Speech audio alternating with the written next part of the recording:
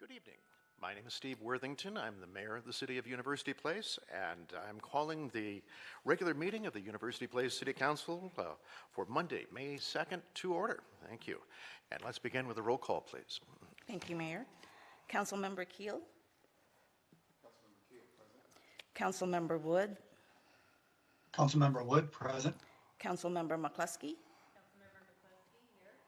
Councilmember Fleming. Councilmember Fleming here. Councilmember Belisi. Councilmember Belisi here. Mayor Pro Tem Figueroa. Mayor Pro Tem Figueroa present. Mayor Worthington. Mayor Worthington, present. Thank you. Mayor, you have a quorum. Excellent. And with that, Councilmember Fleming, would you do the honors and lead us in the Pledge of Allegiance, please? It would be an honor. I pledge allegiance to the flag of the United States of America and to the republic for which it stands, one nation under God, indivisible, with liberty and justice for all. Thank you. And with that, is there a motion to approve the agenda for this evening? Mayor Pro Tem Figueroa makes a motion to approve the agenda for the evening. Thank you. A motion to approve. Councilmember Belisi, seconds. Very good.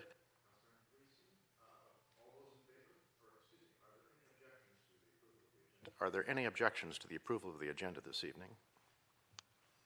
Seeing none, the agenda stands approved. And that brings us to some very special presentations. So, excuse me, I'm going to step down to the floor to help with that.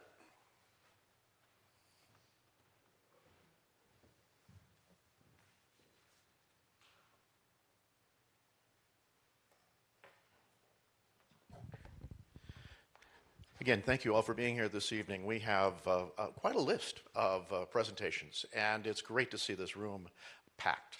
It's the first time I think I've seen it this full in the length of time we've been working here in this space. So that's just excellent. Thank you for joining us.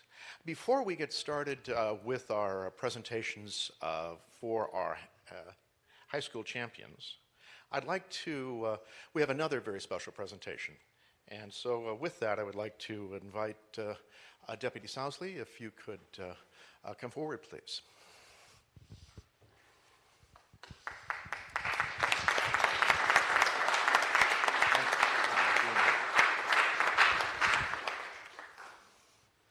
So this evening, we have a proclamation to present to Jay Sousley. And as I read the proclamation, I think the reason will become evident. So. And it's my honor to be able to do this. Whereas Jay Sousley started his career in law enforcement as a deputy sheriff with Pierce County Sheriff's Department in 1994, he became an original member of the University Place Police Department in January of 1996 and continued to serve the citizens of University Place for his entire career. And whereas during this time in patrol, he served as an integral part of the search and rescue team for Pierce County, a swiftwater rescue instructor, a helicopter crew chief, a field training officer, a state drug recognition expert instructor, and a department phlebotomist to support DUI investigation. In 2011, he was awarded the DRE, that's the Drug Recreation Expert Officer of the Year for Washington State. And whereas his 28 years of service to the community, Deputy Sousley has was awarded a Life-Saving Medal of Merit, a Medal of Valor, a Medal of Team Merit, a National Distributors Make a Difference Award, a Pierce County DUI and Traffic Safety Award, a Washington State Exemplary Substance Abuse Prevention Award, a 4-time recipient of DUI Victims Panel Community Service Award, and a 2-time recipient of the Washington State Drug Recognition Expert of the Year Award. And whereas Deputy Sousley is a trusted subject matter expert in many areas, has been instrumental in preventing hundreds of potential traffic deaths and accidents through his commitment to identifying and apprehending impaired drivers in the streets of University Place. And whereas while working in University Place, Deputy Sousley has had a reputation amongst his colleagues and peers as a leader who demonstrated the strongest work ethic. And whereas Deputy Sousley worked and trained hundreds of patrol deputies over the years across Pierce County as a field training officer to support the Sheriff's Department set of core values, he will be remembered as a mentor with an approachable demeanor. He leaves a legacy in University Place as one of the founding members who helped to establish a culture of excellence in public safety and service to our residents. And whereas because of his dedication and commitment to excellence, his reputation as a selfless partner, his 28-year devotion to helping people in our community, University Place Deputy Jay Sousley will sorely be missed by all those who had the pleasure of working with him. Now, therefore, the City Council, the City of University Place, wish to extend its congratulations and sincere appreciation to Deputy Jay Sousley for his dedication, hard work, and achievements. Thank you very, very much.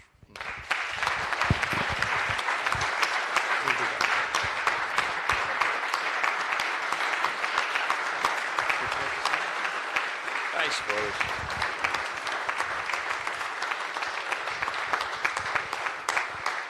Thanks. It's been a fun ride. For you young bucks that are in here, what you do 25 years earlier in life can come back and be a lot of fun. I was in helicopters then, and I'm jumping back in helicopters again, so I'm going to have a lot more fun. So this was a good ride, and it's now time to go on another one. And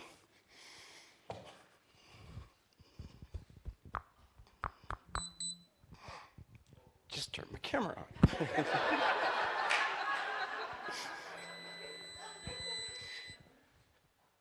The wife's the one who's put up with a bunch of stuff, whether it's been the crashes, the shootings, the helicopter crash. It's the spouses that are often overlooked.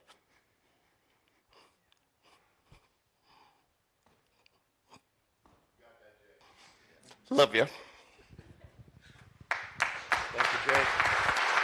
Thank you so much. And for your 28 years of dedication and hard work for this community, it's been a pleasure working with you, and thank you for that honor. Let me offer this to you as well as another memento, something you can put on the desk or on the wall, in the cabinet, or in a drawer. That's up to you. But in any case, you've done a lot to help us in our community and keep it safe. You've made us all proud. Thank you very much. Thank you.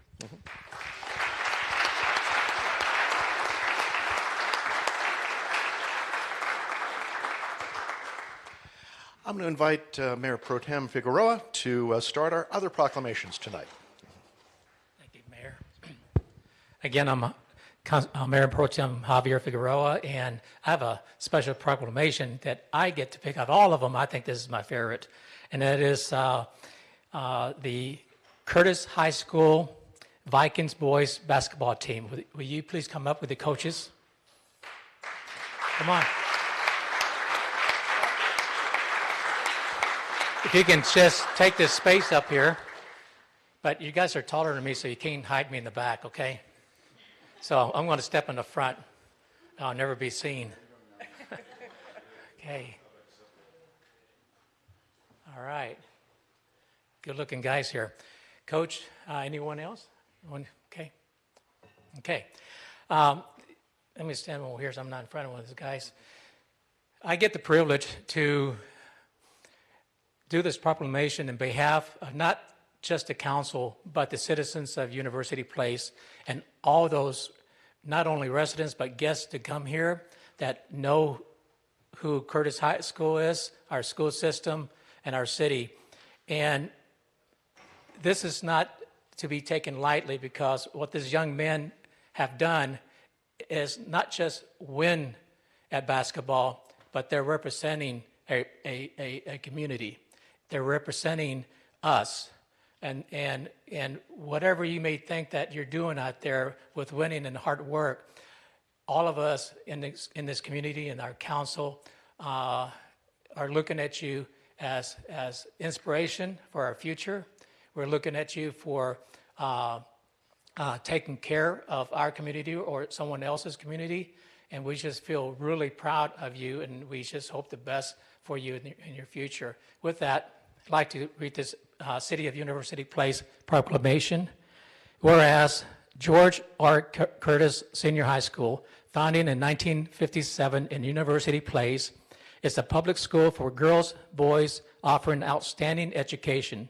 And whereas the facility of Curtis High School, having established high expectations for performance and align resources to support student growth, believe that there is much to be gained from participation in athletics, including an abiding sense of community and a lifetime commitment to fitness.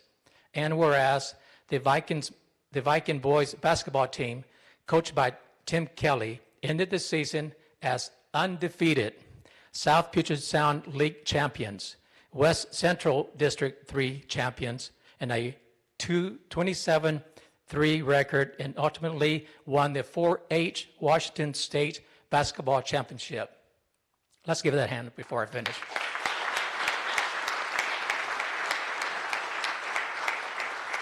Whereas the City of University Place wishes to recognize the Viking boys basketball team champions for their hard work, talent, and dedication leading to these successes. The athletes are, and if you can just raise your hand as I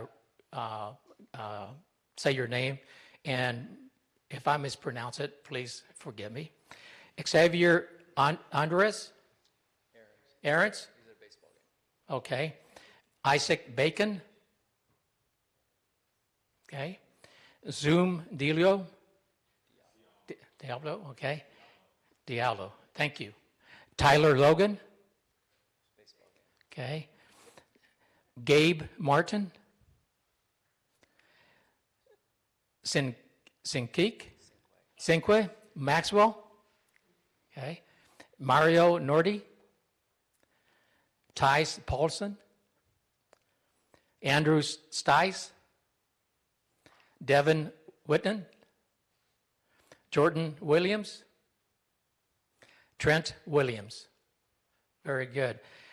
And the coaching staff, Tim Kelly, the head coach. Bobby Moorhead, assistant coach. Shad Remison, assistant coach.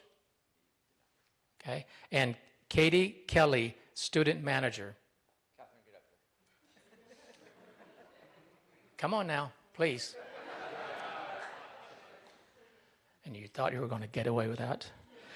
Now, therefore, the City Council of the City of University Place extends its sincere congratulations and applause to George Erkers High School 2022 boys basketball team for this honor and achievement, proclaimed by the City Council of the City of University Place, Washington on May 2nd, 2022. Thank you very much. And before we leave, I'd like to give you the mic to say a few words if you like and present you with this proclamation. On behalf of our basketball team and program, we'd like to thank the council for having us here and honoring us today. It was a great honor to not only represent our school, but also University Place. And these guys have made all those people proud. Hard work, dedication, and it's amazing when you work together what you can accomplish, and they're a great example of that. Thank you very much. Thank you.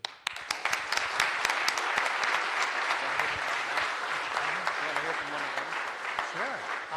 Coach asked me if we want to hear from one of them. Do I get to pick or sure. Okay. So I'm going to pick, and the reason is there's a reason, because I was watching how high, these are basketball players, right? So they were like, you know, I mean, how do you do any rebounds if you got your hand down here, right? But you raised your hand the highest, so I pick you.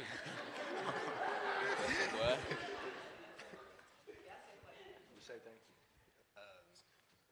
You're representing the whole team, so be careful. Well, I mean, this season was great to experience it all with all of our teammates and coaches. And, you know, it takes a lot of hard work and dedication to go out on the floor and play your hardest just to go out there and battle. So I'm really thankful for this. And on behalf of, I guess, all of Curtis High School, thank you. Coach, anything else? We're good? Okay, thank you, guys. Really appreciate it. Mayor? Thank you, Mayor Pro Tem.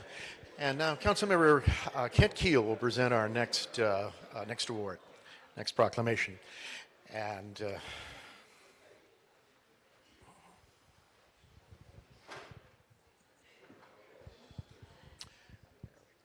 you, sir. Thank you. Well, good evening, everyone. It is so good to be around people, just any people, after 2 years plus. My name is Kent Keel, council member. It's my pleasure to read a proclamation for the Curtis boys swim team. Would you all please come on up?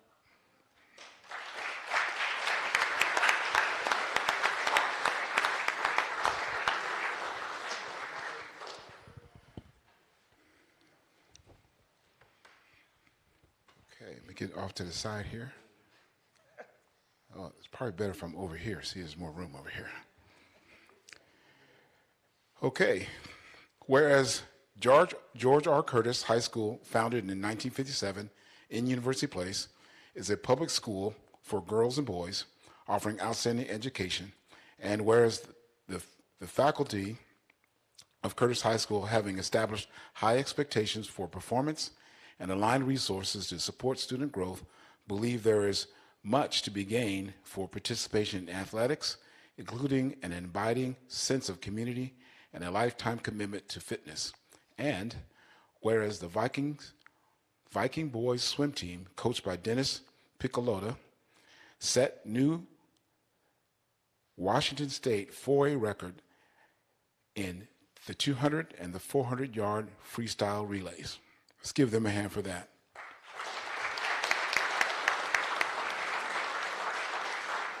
And get this, they had an undefeated record of 10-0.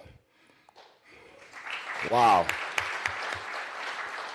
They ended the season as the South Puget Sound League dual meet and meet champions, as well as the West District 3 champions, and ultimately won the 4A Washington State Swim and Dive Championship. And whereas the City of University Place wishes to recognize the Vikings boys swim team champions for their hard work, talent, and dedication leading to these successes. And the athletes, and I may mess your names up, but just correct me. Preston Bateman, Trent Bemis, I know your whole family. Sam Funches, not here. David Idio, did I say that correctly? Ooh, all right. Patrick Keel, Adam Kwan, Eric Kwan, and Logan Kwan. All right. Jackson Rolson, Piers Shirk, and Tulu Young. Tolu? Okay, thank you, Tolu Young. And the coaching staff, as I said, Dennis Piccolotto, he's the head coach, Aaron Hughes, and Mimi Mackay. Let's give them another hand.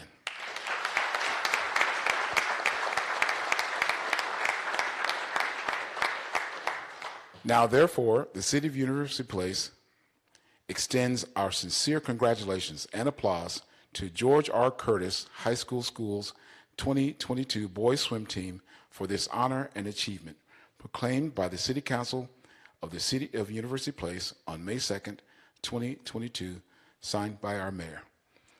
There you go. There you go. Yeah, thank you. All right, well, definitely want to thank the City Council for recognizing these boys today, and definitely want to thank the community as well. We have a beautiful pool. We really appreciate the support we get in the community and from Curtis High School and the district office as well. And want to thank the coaching staff.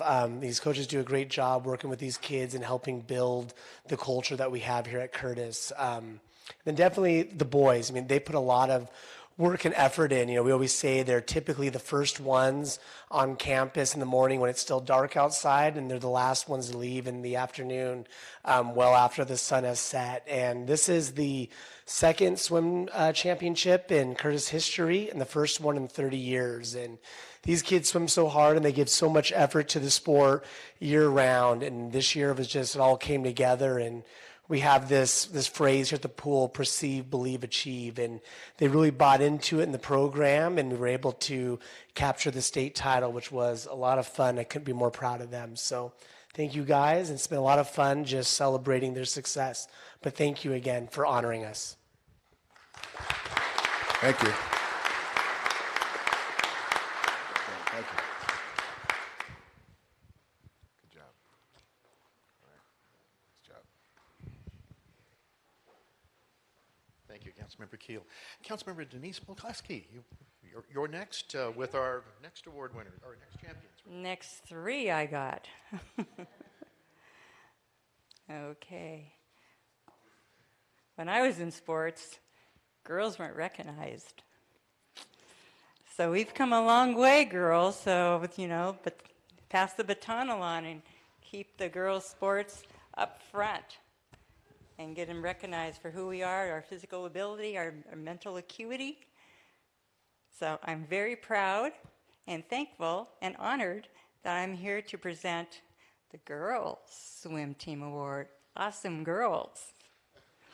So let's have the swim team come up.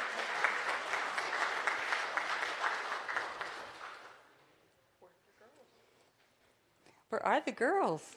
The hard work never stops, and none of the girls could. What? What? Well, on one hand, I'm grateful that they are still working and working hard to achieve, perceive, and meet their dreams. But I'm sad I don't get to meet their faces and get to see them in person.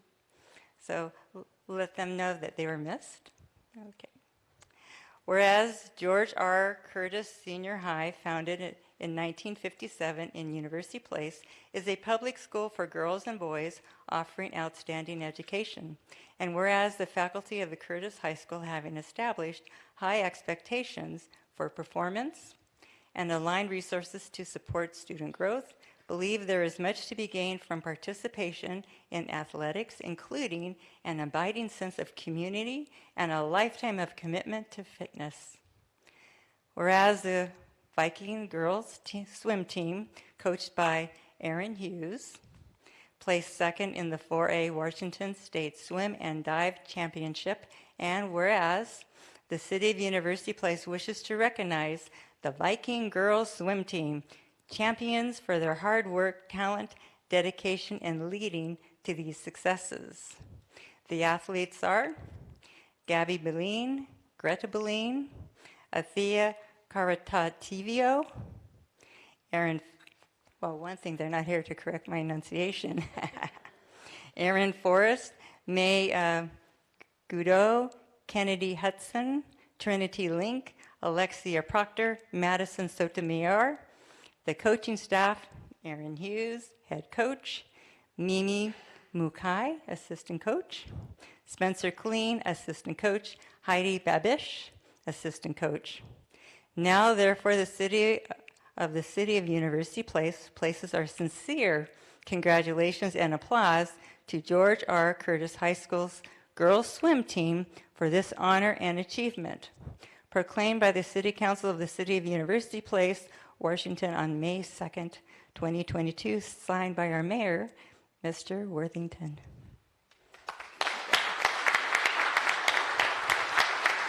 Would you like to say a few words? All right, thank you so much for the honor.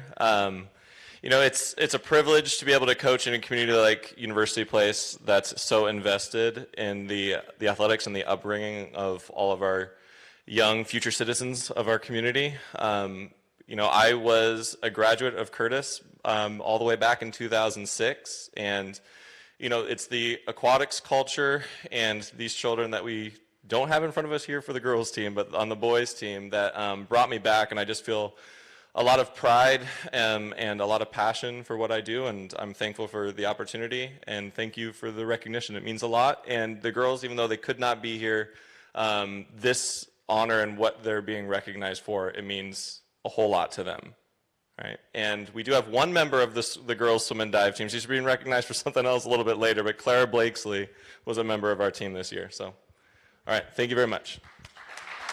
Thank you. And you may want to stay up here so you can receive these others. The second proclamation, whereas George R. Curtis Senior High School, founded in 1957 in UP, is a public school for boys and girls offering outstanding education. And whereas the faculty of Curtis High School, having established high expectations for performance, aligned resources to support student growth, believe there is much to be gained by participation in athletics, including an abiding sense of community and a lifetime commitment to fitness. And whereas Alexia Proctor, Trinity Link, Thea Caritativo, and Gabby Beline, coached by Aaron Hughes, swam, I think that's 1.38.22 race. Is that 1 minute and 38 seconds to win the 2021 WIAA 4A state title in the girls 200-yard freestyle relay. And whereas the City of UP wishes to recognize the Viking girls swim team champions for their hard work, talent, and dedication leading to these successes. Now, therefore, the City Council of the City of UP extends their sincere congratulations and applause to Curtis High School girls swim team for this honor and achievement. Proclaimed by the City Council of the City of UP in University Place, Washington on May 2nd, 2022, signed by our Mayor, Mr. Worthington. There you go.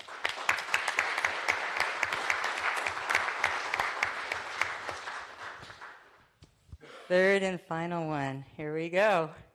Whereas Curtis Senior High School, founded in 1957 in UP, is a public school for boys and girls offering outstanding education.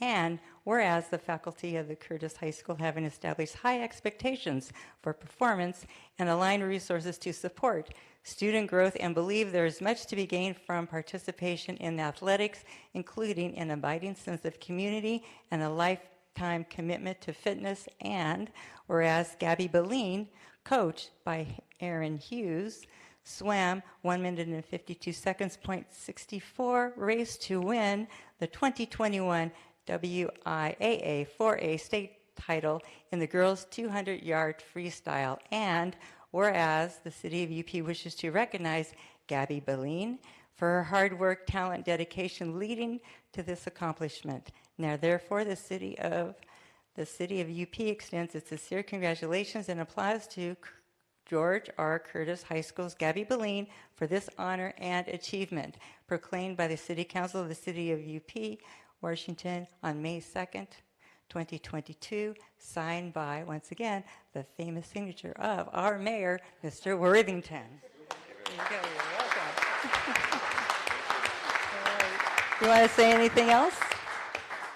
Do you want to say anything else? Sure, on behalf of the Yeah, absolutely. And for those of you who are not familiar with what we do at the Curtis Aquatic Center, we have a lot going on. It's currently girls water polo season. There's a game tomorrow night against our Cross the Bridge rivals, Gig Harbor. JV at 4, varsity at 5 p.m. If you can make it, we'd love to have you there.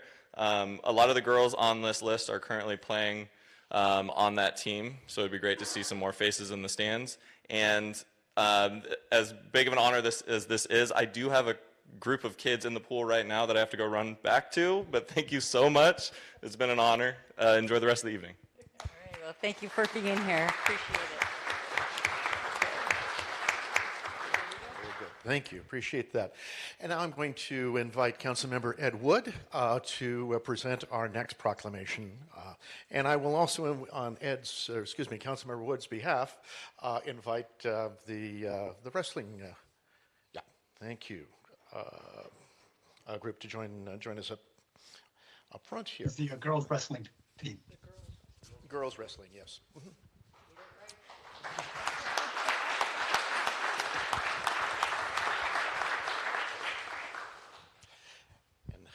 Councilmember Wood, all yours. Thank you. I will say it's my great honor to present this. I'm very proud of you, and I'm going to switch here real quick so I can read the proclamation. Here we go. Whereas George R. Curtis Senior High School, founded in 1957 in University Place, is a public school for girls and boys offering outstanding education, and whereas the faculty of Curtis High School, having established high expectations for performance and aligned resources to support student growth, believe there is much to be gained from participation in athletics, including an abiding sense of community and a lifetime commitment to fitness. And whereas the Viking girls wrestling team, coached by Milky Yashikoa, placed third in the 4A Washington State Girls Wrestling Championship. And whereas the City of University Place wishes to recognize the Viking girls wrestling team champions for their hard work, talent, and dedication leading to these successes. The athletes are Azalea Fetters, Samantha Terrones, Clarissa Wangan, Sierra Wangan. Our coaching staff is Moki Yashikoa, head coach, Elisa Jones, assistant coach, and Edeline Metzger, assistant coach.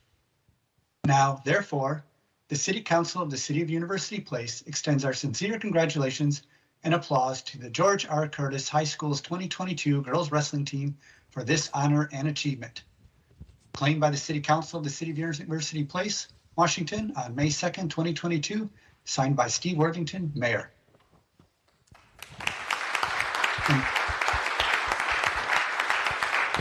And if you could stay up here, we've got one more to read. Anything you'd like to add? Sure. So, whereas George R. Curtis Senior High School, founded in 1957 in University Place, is a public school for girls and boys, offering outstanding education. And whereas the faculty of Curtis High School, having established high expectations for performance and aligned resources to support student growth, believe there is much to be gained from participation in athletics, including an abiding sense of community and a lifetime commitment to fitness. And whereas Clarissa Wangan, coached by Moki Yashikoa, won the Washington State Girls Wrestling Championship to triumph as the first Curtis Girls Wrestling Champion. And whereas the City of University Place wishes to recognize Clarissa Wangan for her hard work, talent, and dedication leading to this accomplishment. Now, therefore, the City Council of the City of University Place extends its sincere congratulations and applause to George R. Curtis High School's Clarissa Wangan for this honor and achievement, proclaimed by the City Council of the City of University Place, Washington, on May 2nd, 2022. Signed by Steve Worthington, Mayor. Congratulations. I'm absolutely impressed by all of you. And Steve, were you going to hand them a mic? Yes, they have the mic. Hello, everyone. Thank you guys for inviting us. We are so appreciative of this recognition. I got Clarissa, Sierra, and Azalea here. We had a great time heading to state, lots of nosebleeds that got us there. But it was a great season, and we just want to thank you guys for having us here. We're surrounded by greatness. These are students I see every day in the hallways, down at the gym, by the pool. So thank you, and go Vikes. Thank you all. Excellent. Well, I'll now, Councilmember Caroline Bellisi will present the next proclamation. Thank you. Can we have the girls Viking volleyball team here, please? Woohoo!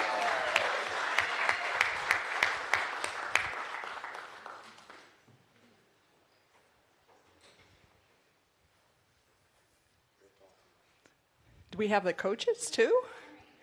Oh, right there. Okay. Yeah, I was going to say.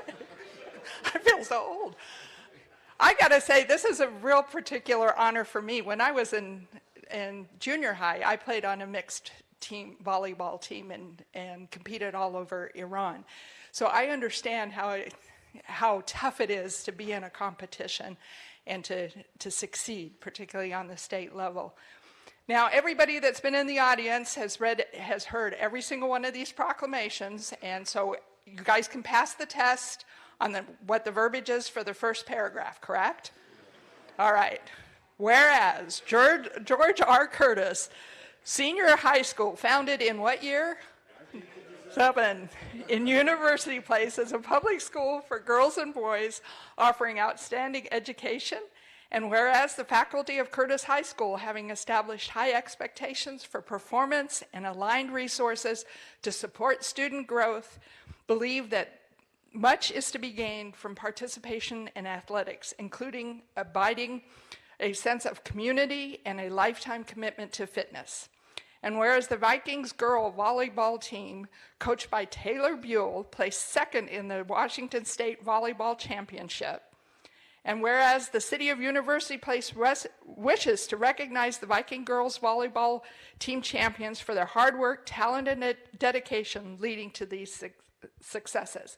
So when I say your name, can you please raise your hand so we all know who you are? Abby Argyle. Yay. Ava Corona.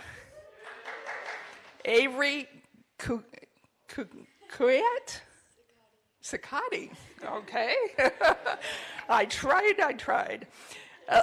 Ella Ensign, Peyton Ensign, Sam Harris, Ariana Medchill, Ariana, okay. Claire Nguyen, Mariana Orozca, Rory Reyes, yay, Rudy Reyes, Kelsey Richards, no, Tatiana Tause, pardon? Tawese? Oh, okay. Apologize for the mispronunciation. Katie White.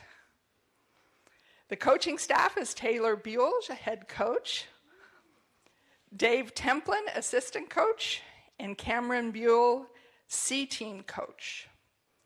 Now, therefore, the City Council of the City of University Place extends our sincere congratulations and applause to George R. Curtis High School girls volleyball team for this honor and achievement, proclaimed by the City Council of the City of University Place, Washington on May 2nd, 2022, signed by Mayor Worthington. So now, congratulations. So, if nothing else, everybody will know who the mayor is. Would you like to say some words? Say something quick. They basically said everything, but we appreciate you guys all being here, and we appreciate the recognition. These girls deserve all the recognition in the world for all their hard work this season and for many more wins to come next year. I think one of my girls wanted to speak too, if that's okay. Okay.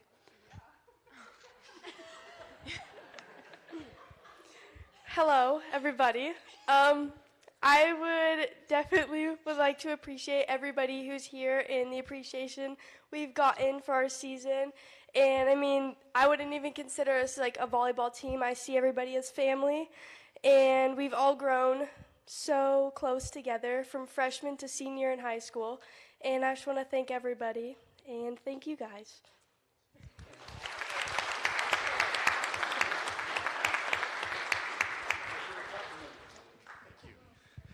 Thank you, ladies. That was very good. Appreciate that. We have one more champion to acknowledge, and we'll be doing that in just a moment. Before we do that, I wanted to share one other acknowledgement we're doing here with the City of University Place. And so all of our champions, everyone that we've talked about tonight, is invited to help lead the parade. Our Duck Days parade is back after a 2-year hiatus. It's June 4th, so it's Saturday, June 4th, and I know some of you are busy winning more accolades and competing, and thank you for that.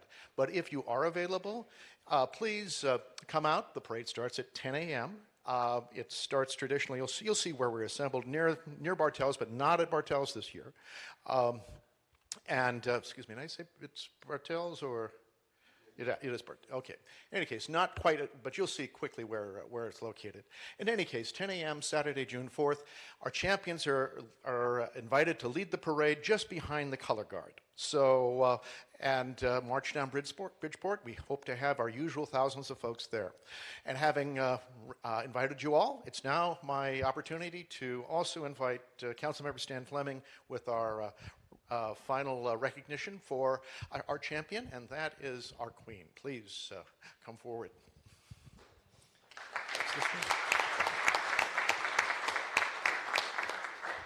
Well, thank you, Mr. Mayor. What a true honor it is this evening. As I was listening to the presentations, it's a clean sweep for Curtis, for the City of University Place. I mean, when you look at all these outstanding cohort of athletes, it's amazing.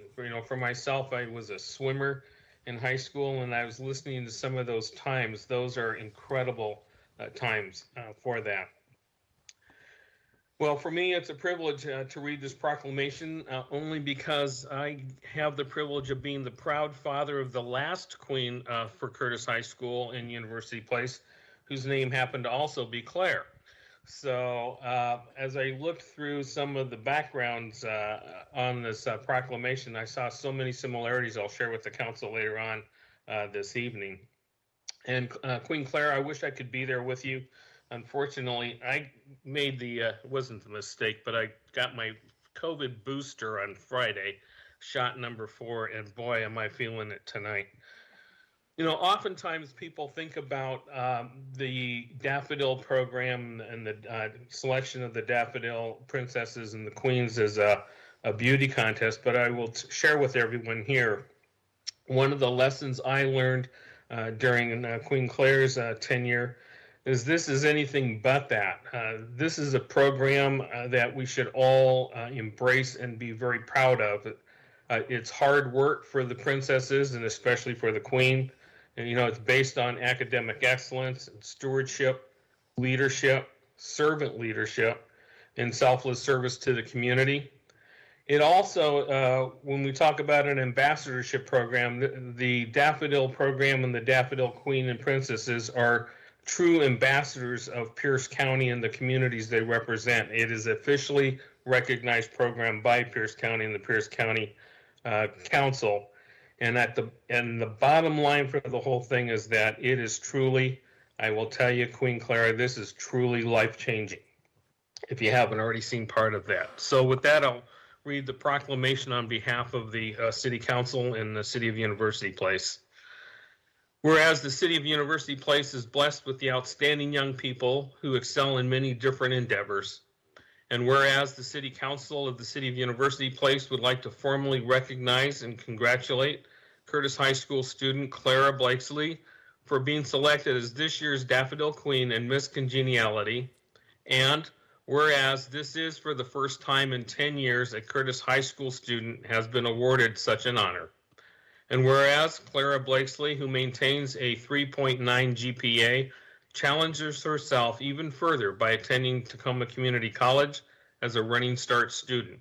Following graduation, she plans to attend Grand Canyon University to major in special education and eventually get a master's degree in speech therapy. With this knowledge and her happy disposition, Clara plans to aid children in the autism spectrum. Whereas Clara also enjoys a myriad of activities to include wrestling and playing water polo. She is a varsity swimmer and plays the violin in the Curtis High School's Philharmonic Orchestra. Serving as a page at our state capitol in 2020 is one of her fondest memories. Within such busy days, Clara still finds time to run with friends and snuggle with her French bulldog, Olive. She enthusiastically looks forward to the opportunity of being an official ambassador for Pierce County. Now, therefore, the City Council of the City of University Place hereby extends its congratulations to Curtis High School student Clara Blakesley for achieving the titles of the 2022 Daffodil Queen and Miss Congeniality and wishes her well in her future endeavors. Proclaimed by the City Council of the City of University Place on May 2nd, 2022, and signed by our Mayor, the Honorable Steve Worthington. Congratulations, Clara.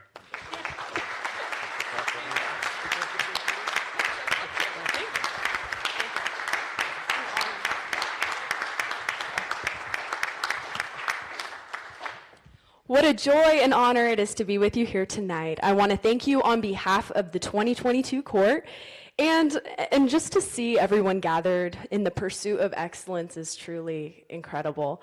I want to thank my family and my director of royalty, Miss Demetria. You guys have fostered such an amazing community here in Pierce County, and it's truly unbelievable. So thank you for everyone who made this night a possibility. It truly means the world. Thank you.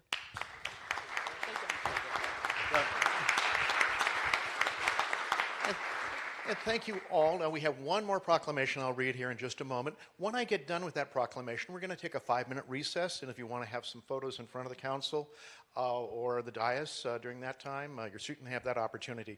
But we'll read one more proclamation, and then we'll go to that 5-minute or so recess. And with that,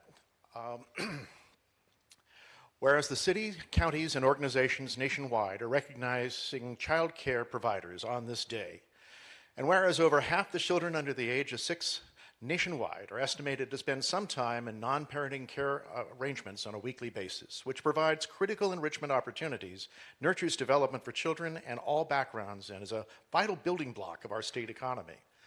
And whereas the COVID-19 pandemic continues to create tremendous hardship for child care providers and the families of Washington who depend on them, forcing providers to risk their health and financial stability to remain open throughout the COVID-19 health guidance, and whereas child care providers continue to provide essential, high-quality, early learning experiences to Washington's children in the face of irregular and long hours, high turnover rate in child care businesses, increasing stressful working conditions due to the impacts of burnout, COVID-19, and other workforce-related complications.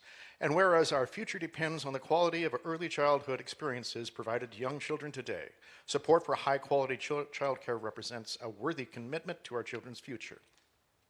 Now, therefore, the City Council, City of University Place, does hereby proclaim May 6th, 2022 is Provider Appreciation Day at University Place, and urge all citizens to recognize childcare providers for their important work. Proclaimed by the City Council, the City of University Place, Washington, May 2nd, 2022.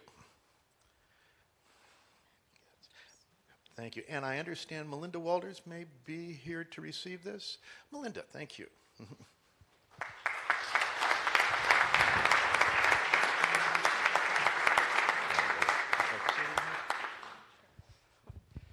I just want to say thank you to everyone for this, for recognizing our child care providers and just giving them that recognition that they deserve. Thank you. Thank you very much. Very good. Again, thank you all for being here. We'll continue after our recess into our regular section of our meeting, and you're welcome to stay. If you want to see your local government in action, this is the place. But we also understand there's other things to do. You need to practice. But thank you. We're going to take a 5-minute recess, and feel free to take photos. And so before everybody leaves,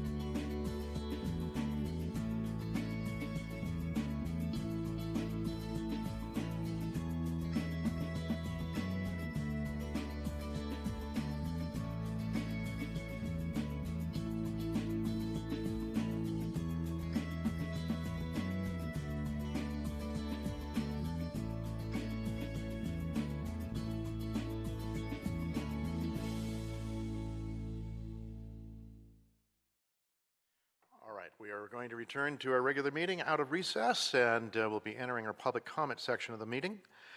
And it's during this time that the public is invited to make comment to the City Council. You can do that in a variety of ways in person. You may also use some of the methods we have on the screen to do that electronically by use of your computer, raising your hand as you come online.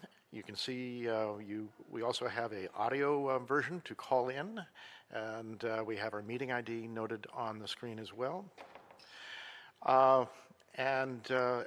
At this point, we have not received any comments prior to this meeting to acknowledge or share with council, but we may have some other public comments coming to us, and I'll give a moment for those comments to be identified.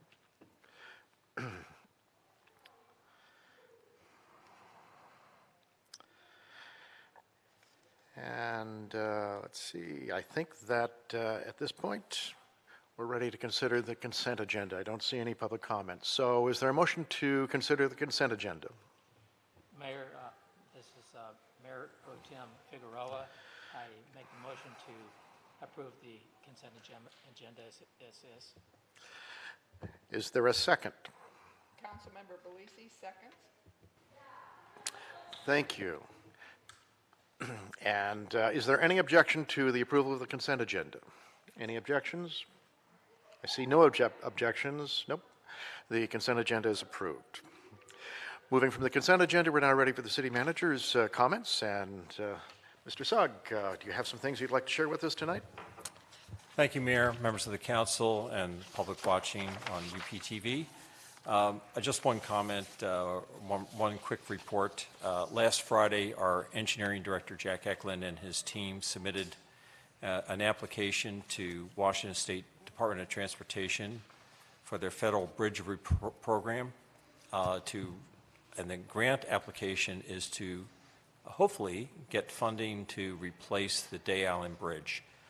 The estimated cost to replace the bridge is approximately $17 million. The Day Island Bridge is a 600-foot long bridge which serves as the only vehicular access for residents and emergency vehicles to Day Island.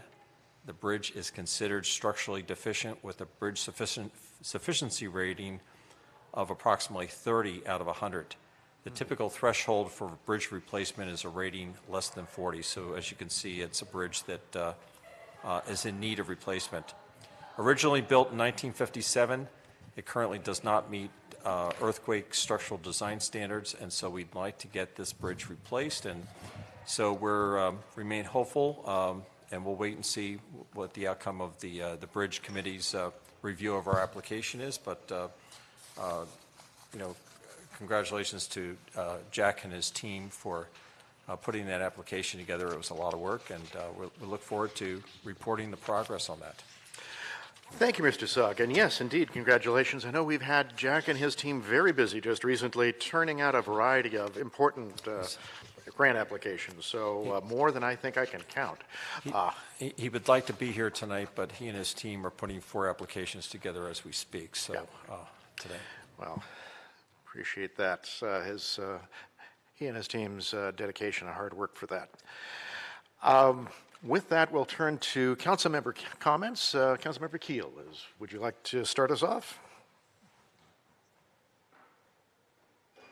Oh, excuse me, Councilmember Keel. So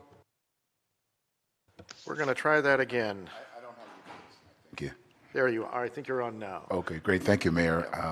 All that for me to say, I have no comments tonight. No comment. All right. Well, you did it well, though. Thank you. And so for our council members here, please, it has been, as we all probably know, more than 2 years since we've actually worked on this mic, worked actively with our mic system, and I'm still learning, so I beg your indulgence, but as you pushing the speak button is a good way to get started, and then I can turn the mic on from here. Having said that, Councilmember Wood, you're next up for your comments. Thank you, Mayor. I have no comments this evening either. Thank you. Okay. Thank you. And that brings us to Councilmember McCluskey.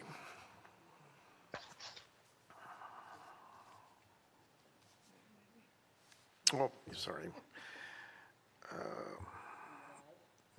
You are now. All right, thank you. Councilmember Wood and I attended the PCRC meeting, and there was a group called Climate PC, and their public commentary was like, prevent the sprawl, so trying to keep the population in check and to ensure that our climate is protected, and so global warming and, you know, that sort of thing. So there was a representative there that provided public comment in regards to that. The other, Port of Tacoma Commissioner Keller introduced their environmental leadership team. The head is Jason Jordan. And so they went over and presented what the scope of their duties and what they are achieving, which is their goals with a team of 20 plus by 2050 is to reduce air emissions, improve water quality, protect fish and wildlife, environmental sustainability practices, remediation, mitigation, and restoration, and shore power to turn things over to fossil fuels. All the things that all the agencies are typically trying to achieve nowadays. So the heart of the meeting for, I think, University Place is the population allocations. So there was quite a discussion in regards to that. And University Place's position was that we don't want hard numbers. We are designed, and our comprehensive plan has the capacity to grow to the 2050 population potential, but we don't want to be accountable to it if we don't achieve it. There was several cities that were not in agreement with that position because their fear is that they would take on some of University Place's population allocations if we could not meet those numbers. And that really wasn't the intent of the discussion. So I commented further, and Councilmember Wood did as well, but I don't think the message got across. We are all in the same boat. They all can't make their numbers. And so to be pushed towards those hard numbers in that tied to funding and the transit dollars that we desperately need to improve our city streets and infrastructure is it's going to be a tough road to go in order to convince everyone that, you know, maybe we need to look and make some readjustments or do a reality check to say what is the actual growth and what is the actual expectations. You can plan for it, but if it doesn't come, then don't tie the dollars, our lifeblood, to it. Councilmember Mello indicated that possibly the city of University Place and others who are having a hard time meeting their population allocations could meet and figure out how they could best meet it. I don't know how you're going to make people come when they want to go elsewhere, but that was a comment that was presented to Councilmember Wood and I when we were making our comments. And the other commentary was that these are not hard numbers, but the dialogue in the growth management plan and all the updates indicate strong should languages that indicate that, you know, we will be held accountable. And there were other comments prior to this meeting that indicated that we needed to make those numbers as well. So that was where we ended our discussion. It was in a study session, so there was no action taken on it at this time. And I also would like to thank Jack Eklund and his team for not only the Island Bridge project, but all the other grant projects that he's working on. There are They all are very significant and important to University Place, and they're leveraging our dollars. And I am just amazed at some of the other cities when they talk about some of the funding and how they go about it, how our team, your team, has leveraged 10 times more for our city. And so I really appreciate that. And I hope the citizens also appreciate it, because what limited funds we do have, you really make the most out of it. And lastly, I met with Jason Gutierrez, who is the director of SHAPE, and it was with Kevin Brisky and myself and Jason. We met for about an hour talking about our comprehensive plan and the vision and the council perspective on SHAPE and how we would like to see it all develop out, so it isn't a should. You might, if it fits your city's vision. And I think he's on board with that. All the dialogue that he has expressed back seems like he has certainly got the message, not only from the city of University Place, but other cities as well. And so he has some great ideas, and he was really enjoying the discussion with Mr. Brisky. And so he's going to meet with him again. And we do have a liaison that is on staff that has been appointed to SHAPE. And so that appointee and I will be in discussion so that we can both be on the same page as far as the executive board goes, and also what the administrative, the technical aspects of everything is too. So I'm excited to work with Jason. He's a visionary, and he's bringing a lot of really unique ideas. So I'll conclude my comments with that, Mayor. Thank you. Thank you, Councilmember Wilkowski. Appreciate the comments. Councilmember Wood, maybe we can come, you had your hand up a moment ago. I can come back to you when we get through the first round. Would that work for you? That would be fine. Thank you, Mayor. All right, thank you. Councilmember Fleming, you're next. Any comments, sir? Thank you, Mr. Mayor. I'll be very brief. I just wanted to reiterate again what a blessing it is to be in this city and looking at the continued success that the kids, the future leaders of our community are doing. I was just so impressed with tonight's recognitions. It was just chilling, actually. It was wonderful. I too want to echo the comments of Councilmember McCloskey and yours regarding the work that Mr. Eklund and his team have done to really help continue to build upon a better infrastructure for our community going after those grants. I really am excited for the work that's going to be done this summer and look forward to some of those projects being completed. And then lastly, I just wanted to say to you, thank you for leadership and a great council retreat we recently had. I tend to look at retreats with a jaundiced eye, but walked away from that retreat quite charged, if you will, and enthusiastic for the direction we're going and some of the topics that we covered, and look forward to further dialogue and implementing some of those thoughts and ideas that we had during that retreat. It was very impressive. So thank you. Well, thank you, sir. I appreciate your kind words. And with Mr. Sugg's team, they've dug in and got us a lot of good information to react and for us to consider in time. So, but thank you. Councilmember Belisi. No comments at this time. Thank you, Mayor. Certainly. And Mayor Pro Tem Figueroa. Thank you, Mayor. The one report that I have, and I don't see Matt here.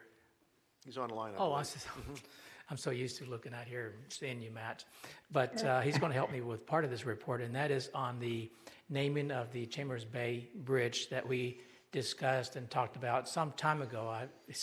Like I said, I lose time when we actually did, but I still do remember quite well that we were, as a council, not in our heads positively to look at naming that bridge,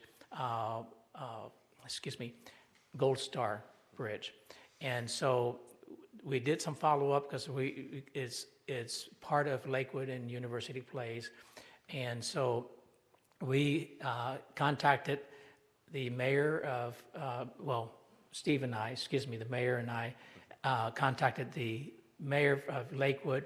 He then followed up with his council and some staff.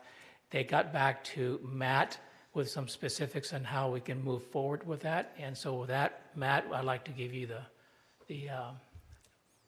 mic. Thank you, Mr. Mayor Pro Tem. And just to clarify, while they have not gotten back to us, most of the discussions have occurred on a staff-to-staff or on an elected-to-elected basis. Just to briefly reorient council, it may have been some time. Council took this up at its November 1st meeting of last year and got at least a collective head nod from this body that it wished to proceed with the naming of the first bridge over the Chambers Creek Canyon with Gold Star Family Memorial Bridge or something to that effect.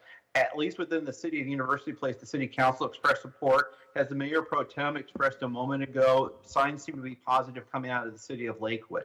At this point in time, internal to within the city of University Place, our staff is moving forward with design a plaque and what a monument or a memorial along those lines would be.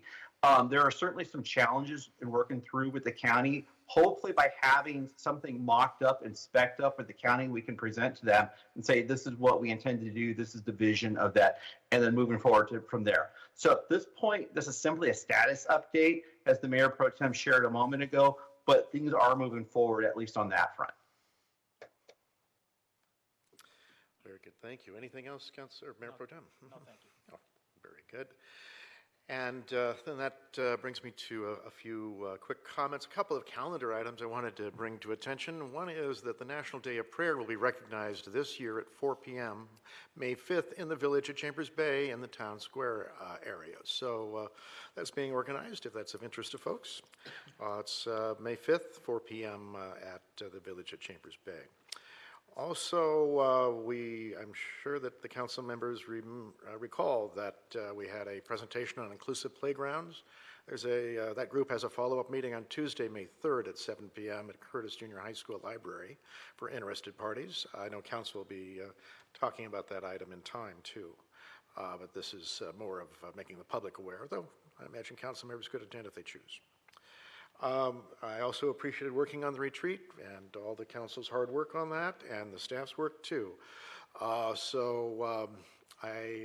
had a good discussion with Emmy this afternoon about getting things ready, and you'll have some summary documents. I know Mr. Sugg and his folks are working on getting those summary documents put together for your review and all.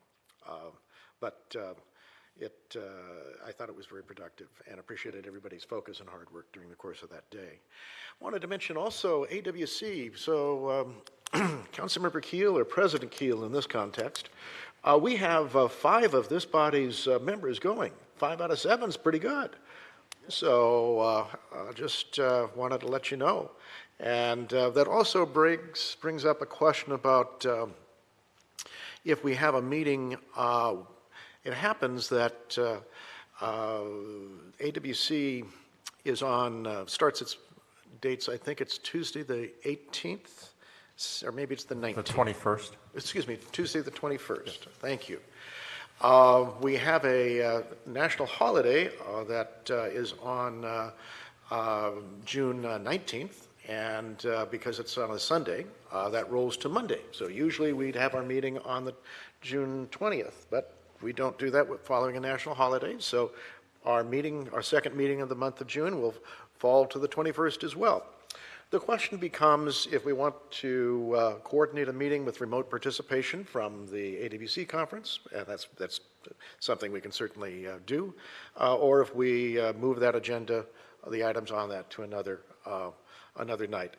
As council members may have some thoughts about that, feel free to share those with me directly. And such. I was actually saying after the meeting or later, we can work towards how to best address that. And I think that is my comments for now. I know we have 2 second chances coming up, and I'll just go back to the top of the list, and that brings me to Councilmember Keel. Great, thank you, Mayor.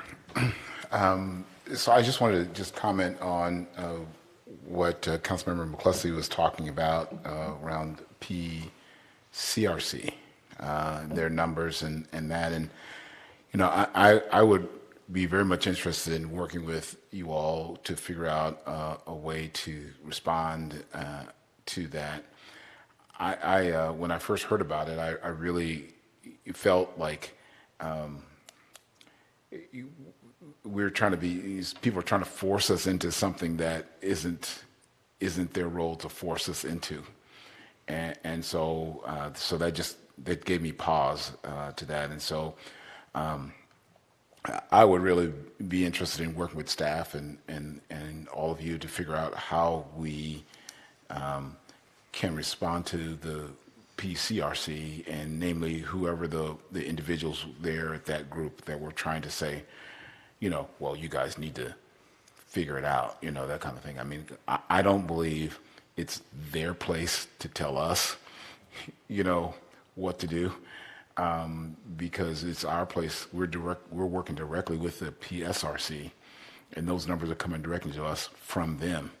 And so I'm just a really big stickler on folks staying in their lanes, right, and making sure that we handle our business like it's supposed to go. And so that's my interest. If Mayor, you and our city manager are so inclined to do that. We can have some conversations with that. Thank you. Appreciate that. And then Councilmember Wood. Mm-hmm. Again, I just wanted to also touch on what Councilmember McCluskey brought up regarding the PCRC. The message we had tried to communicate to them was that we can, as a city and a city council, we can set the conditions for growth, but it really requires a private sector contribution or interest in developing places for folks to live. And that is something that is at least in large part outside our control because that deals with other issues. However, the state and others who can manage, you know, taxing policy and other things like that may have a bigger influence in how those things develop. And that was the message we were trying to communicate, is we have done what we can do as a city. And therefore, to penalize us for not seeing the growth that they would expect us to have, well, we can only affect one portion of the solution, not the entirety of the solution. And that's a message I think we should also work on as well. Yes, briefly, Councilmember McCluskey. Very briefly.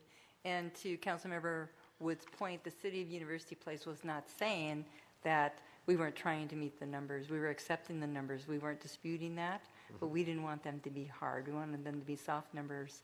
Noted what Councilmember Wood has just stated is that if we don't, but you see that we tried everything legislatively and administratively possible to encourage the growth, and it doesn't happen, that we still should be in the mix to receive our portion of the funding coming from PSRC. Thank you.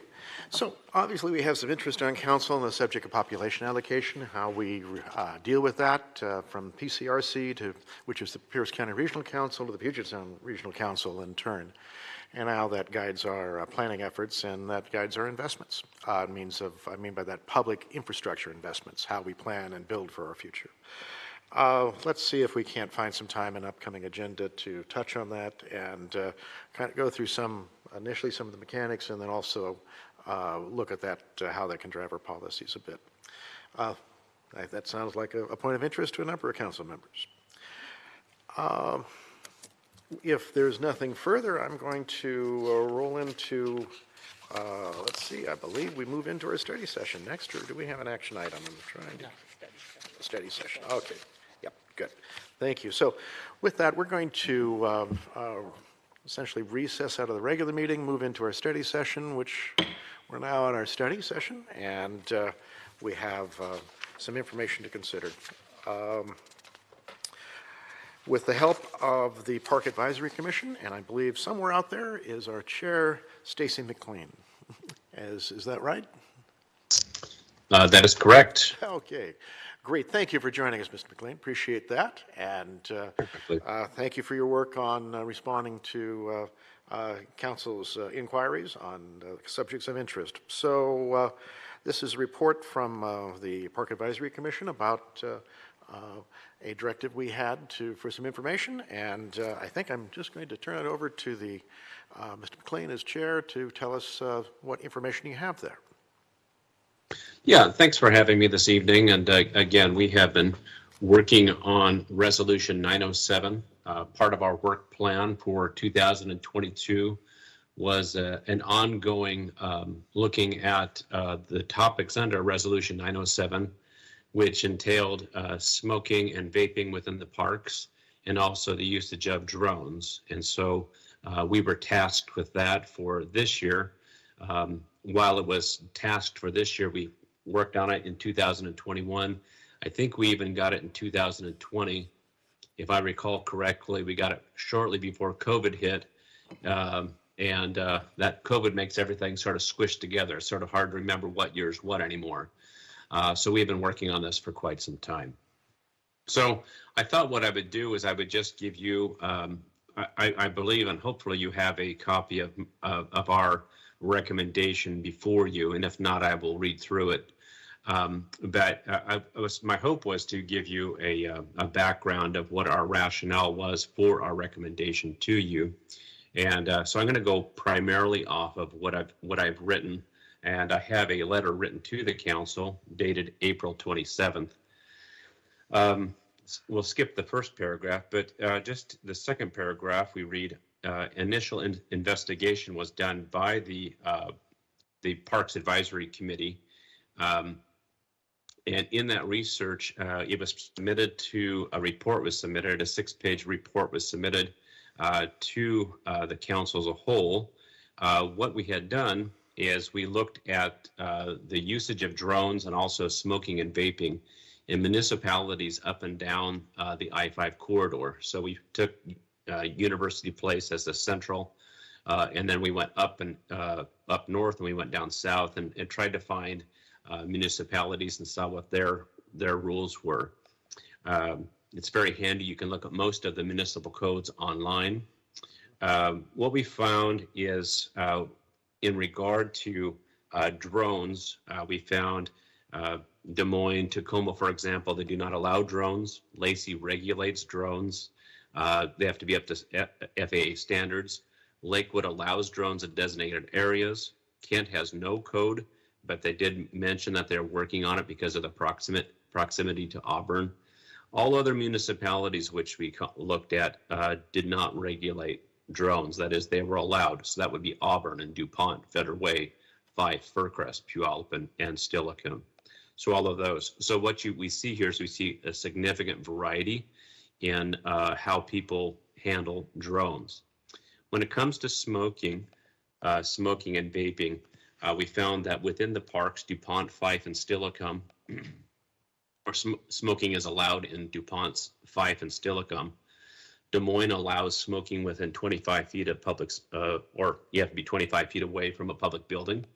Auburn disallows smoking with the exception of the golf course, and all other cities or municipalities disallow smoking. So that would be Federal Way, Fircrest, Kent, Lacey, Lakewood, Puyallup, and Tacoma. So that's what we did. We had a 6-page report on that, looking at, and it's there was a summary sheet that was given, and then there was the municipal codes were given, and the research was done for that. We also had a flash vote. In the flash vote, this was in August of 2021, I believe. In August 2021, we did a flash vote. We had 315 participants, so which I think was a good participation. And our third question was a question which was important for us, which was, what do people believe are big problems within the parks? And so people could pick as many items as they'd like. And so we didn't want to say drones and smoking all by themselves, because that's kind of seeding the idea. So we tried to avoid doing that. So we put in several different things which people could pick. And then we also had an other column so that people could put free responses in. The number one issue which we had with the parks is people leaving trash behind. 47.2% of people had issues there. Interestingly enough, the second item, 33.3%, so 1/3 of the participants said none of the items we listed were a big problem. The next item was other, and other, again, we don't have hard numbers there because there was lots of free response. But if we look at a lot, there were some themes, themes such as dogs, dog waste, crime, and issues dealing with the homeless were often mentioned in the other column. As pertains to Resolution 907, smoking and vaping, they are 17.6 and 12% of the population said these were big problems. Drones were the last or the least significant one, which was 6.9% of the people said it was a big problem. So we took that was a significant bit of information for us when we came to a working towards a conclusion. We also, as a committee, met recently, March 17th, 2022, we met with the Public Safety Advisory Committee, and we wanted to talk to them as well. Now, keep in mind, we had given a recommendation back in November of 2021. Council asked us to have a follow-up meeting with the Public Safety Advisory Committee, so we did have that meeting on March 17th, 2022. Good meeting, very well attended. I think virtually all of the membership of both committees was there. And good discussion. Chief Primo was there as well. And so there were some questions asked of him, especially regarding what's the priority of policing park code. He did mention to us that that was relatively low. And so there's more important things that they have to do, quite frankly. In our conversation, the Public Safety Advisory Committee, several of the members were concerned that with even more regulation at the park, that perhaps scarce resources that the police already have would be used for park regulations. So they were actually not very enthusiastic about more regulation. So with all of that information, our conclusion was this: as there is a variety of regulation and non-regulation in the municipalities up and down the I-5 corridor, and as there is not what we believe a very strong objection to smoking, vaping, and drones within the parks, and because of the Public Safety Advisory Committee's lack of enthusiasm because of the scarcity of police enforcement, it is our recommendation at this time that no new regulation regarding smoking and vaping and drones be enacted. And so that is what we are advising at this particular time. Well, Mr. McLean, and thank you as chair for the Parks Commission. I appreciate your comments and the work you've done. Clearly, you've spent some energy as a group looking into it, and it looked like a detailed report. Do we have some questions, however, from council? Councilmember McCluskey. Thank you for your detailed report. I appreciate all the details in it and the investigative processes that you have done. The vaping and smoking, if you add that together, would be almost 30%. So vaping and smoking are kind of like the same thing. You're producing smoke. So that leads me to, did you have, so that leads me, okay, I'm sorry. Okay. Pardon me, go ahead and finish. I'm sorry. Okay, so that leads me to a question, because throughout this report, it doesn't even allude to health and well-being in our parks or our city's values as far as a healthy lifestyle. And so that was, I wrote that resolution for the council, and the council decided to have the Park Advisory Board, and do the report. And I am very grateful for all the work and thoughtfulness that you put into it. But there's one key component for me that is missing, and that's the health and well-being in our community. And sometimes when we establish regulations, in a city, we know sometimes that they're not going to be enforced because we lack our police resources, but it establishes our values in our city. It also gives the police leverage as a secondary code enforcement if they go to a primary call and there is something else going on, like smoking or like the use of cell phones. They can cite them for that as well. We look at parks like Kobayashi. I go down there on occasion, and the vaping and the smoking, and as well as the pot smoking in those areas, doesn't. I don't get my expected experience down there on occasion. And so also Paradise Pond, walking along the trails behind somebody who is vaping or smoking, it's not fun. I would like to go there and breathe at least what I'm perceiving as clean air, right? So with that regard, I would like to know, was there a discussion in regards to our city's values in establishing a healthy lifestyle and what we have as a mandate for the Growth Management Act, health in all policies? Right. So when we looked at the surveys, we did not put the vaping and the smoking. We did not combine them we didn't just combine them. I mean, you could, because then it would be 17 and then it'd be 12. So then you have 29%. But they seem to be distinct because, once again, because you could pick as many as applied. So it wasn't just we did not go ahead and combine them. We saw them as distinct.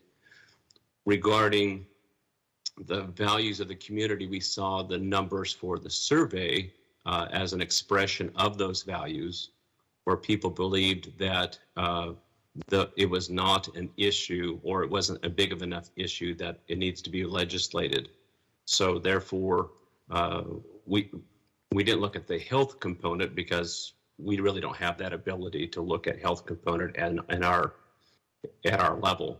But certainly we could see what the people desired. And so when we take the numbers, for example, vaping, 12% saw it as a big problem. If we take that statistic and flip it over, that meant 88% do not see it as a big problem. And so therefore, we had to take that seriously. It's not just the majority of the people, it's a significant majority did not see it as a big problem. Okay. Well, the Pierce County Health Department has established policies on vaping and smoking, and they have distinct departments that we could have called on in regards to that, but it doesn't seem like that was in your purview to consider that. You're looking at cross comparisons and data, which is all good. It's all great information. I'm not discounting that at all. And the reason why I combine the vaping and the smoking is because they both produce smoke. Like barbecues produce smoke, vaping, smoking. So if you're walking behind somebody who's vaping or smoking or in that vicinity, it's pretty much you're breathing their nicotine-ridden air, right? So that's why I combine that. And surveys, I don't necessarily bank on it as being the true pulse of citizens. But it gives us a good indicator that could be a possibility. I don't know if it's a strong possibility, but a possibility, especially on flash vote. So what it is, there is validity to that to a certain degree, and so something that maybe when we see something, we can dive down deeper into it. And so that was my primary reason was for health and pretty much the health and well-being of the city, and I do appreciate all the work that you have done. Okay. Thank you, Stacy. Thank you. Right. And I believe, let's see, we have Councilmember Wood that would like to add some comments, and then it'll be Councilmember Keel's turn. Okay. Well, thank you, Stacy, for coming. I definitely appreciate your presentation and the research you and the Parks Commission put into this. This is a comment, I think, also for my fellow council members as well. I think this is an issue that I agree with the general thrust of the recommendation right now, that there's not a lot there to legislate at the moment, but I think we should look at revisiting this if and when conditions change. Specifically, there's two conditions that I know we're trying to change. One is possibly adding structures to one or more of our parks, at which point we might want to put in something about not smoking within 25 feet of structures, if nothing else. And the other one is if we can change the equation when it comes to our law enforcement capability within our city by adding additional officers and a community resource type officer, then I think the equation or the consideration of that right now, anything we passed right now would be largely unenforceable. We could change that by potentially, if and when we can add more officers. And so at that point in time, it may be worth revisiting some conclusions. In the meantime, I will respectfully disagree. I don't think we should be in the business of passing a whole lot of laws that we know will be unenforceable, because all it will do is make our police services look worse than they can be. If somebody was to call complaining about smoking and receive no response, all we have really done is created an unhappy citizen in two ways. One, because somebody's smoking, and two, because there's no response.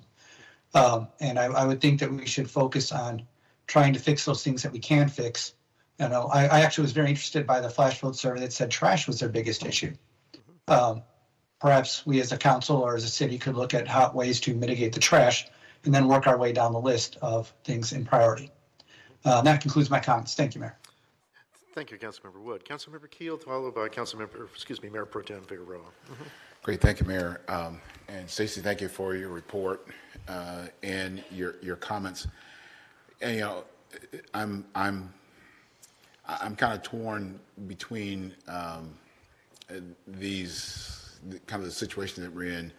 I agree with Councilmember Wood's comment about passing ordinances and laws that you can't enforce is not a good thing, and it's just a bad look, and it's bad all the way around, everyone involved, and so that kind of is out there for me. At the same time, I do know and believe, and it's quite well known that smoking is not healthy, and to Councilmember McCluskey's point about health and all those things around our public facilities, parks, and that matter. What is it that we are to do about that, if anything? And we have members of our public that are entitled to use a park that smoke, and members of our public that are entitled to use a park that don't smoke. And so again, another kind of where's the balance? I think that there needs to be some more discussion. Oh, the last point I want to make around flash vote. I love the flash vote. We've used it in a lot of places, but it's not statistically correct, I don't think, right? And so when we say 12% didn't think it's a big issue, and you flip it to say 8%, whatever the other numbers, I can't do the math right now for some reason, doesn't, I'm questioning whether or not that's statistically the right conclusion to make, given, because it all depends on how you form the question and all those kind of things like that. And so I don't think that we may have formed the question in that way to make that assumption. So I would sum all my comments to say that I think that there's more work for us to do on this topic, to dig into it more, to get a lot more scientific about what we're doing, and bringing in a lot of other things that we know for people that have already done a lot of research, particularly around smoking and all these things. Thank you, Mayor. Very good. Thank you, Councilmember Keel. Mayor Pro Tem Figueroa. Oh, I'm sorry. It's Let okay. me. I have this one here. I've got you on now. Oh. Okay, switch. Yeah, I'm still in training. I am too. Thank you for the report. It was very useful. As you can see, our discussion is growing here, and I think that what I'm hearing from my colleagues is what I don't know if it was part or it could have been part of the report, and that is, okay, if you did not recommend any ordinances, what would be some recommendations to maybe curb the appetite for smoking around our parks? And so maybe it wasn't part of that, but it certainly would have been, I think it would have been nice looking back and looking forward to say, okay, if you make recommendations if it doesn't require any ordinances, because I think there is a need for a spotlight on this on these issues. Especially, I agree with the drones, but because of the smoking and the vaping, I consider this the same thing. Is that there's a lot of things illegally are going on that require that takes on the effect of smoking, and we don't know what that is. Certainly, it helps to know, that it doesn't matter what you're smoking, it's not allowed in there. But we always talk about prevention, especially in public safety. I'm surprised they didn't bring it up, because prevention is the key. We don't want to wait until there is a huge problem, because the ordinances in the world is going to be having a havoc, especially when we don't have the resources to clean that up. So is what I call, and what I'm not hearing in this conversation, is prevention. Prevention for, even though maybe people don't see it that way, but like Councilmember Keel said, maybe it wasn't phrased in a way that it would allow for people to be a little creative. Says, no, I don't think there's any problems, but whatever that may be. And prevention is, would they like to see a prevention, an educational piece, like, for example, signage saying no smoking allowed? Yes, maybe we can't, there's an ordinance, maybe not. But you know what? We have speed bumps. It doesn't, we have this speed signs that go on and off that tell us to slow down. Again, it's not going to give them a ticket, but I'm telling you, it works. And that's scientific. So we know that there's certain measures that can be put into place to prevent and curb that appetite for smoking in our parks. And I believe that's an area that should at least be attempted. Because I really feel that even though there's not a need for ordinances, there's a need, like Councilmember McCluskey has worded very well, and that is the health and well-being.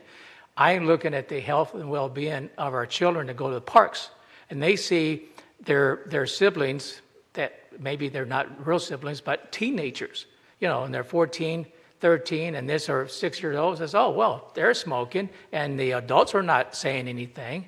And there's no science that says don't do it. They're very much, as we all know, and it is a fact, that the younger you are, the more influence, the more that they see teenagers, as well as adults, but mainly more teenagers, that if they see it, then it's okay. I think that we need to stop that trend. And again, it's a prevention, because we want to keep our community healthy. And I think that we don't want to wait until we have a unhealthy community, because we just allowed it to grow like, weeds. Excuse me.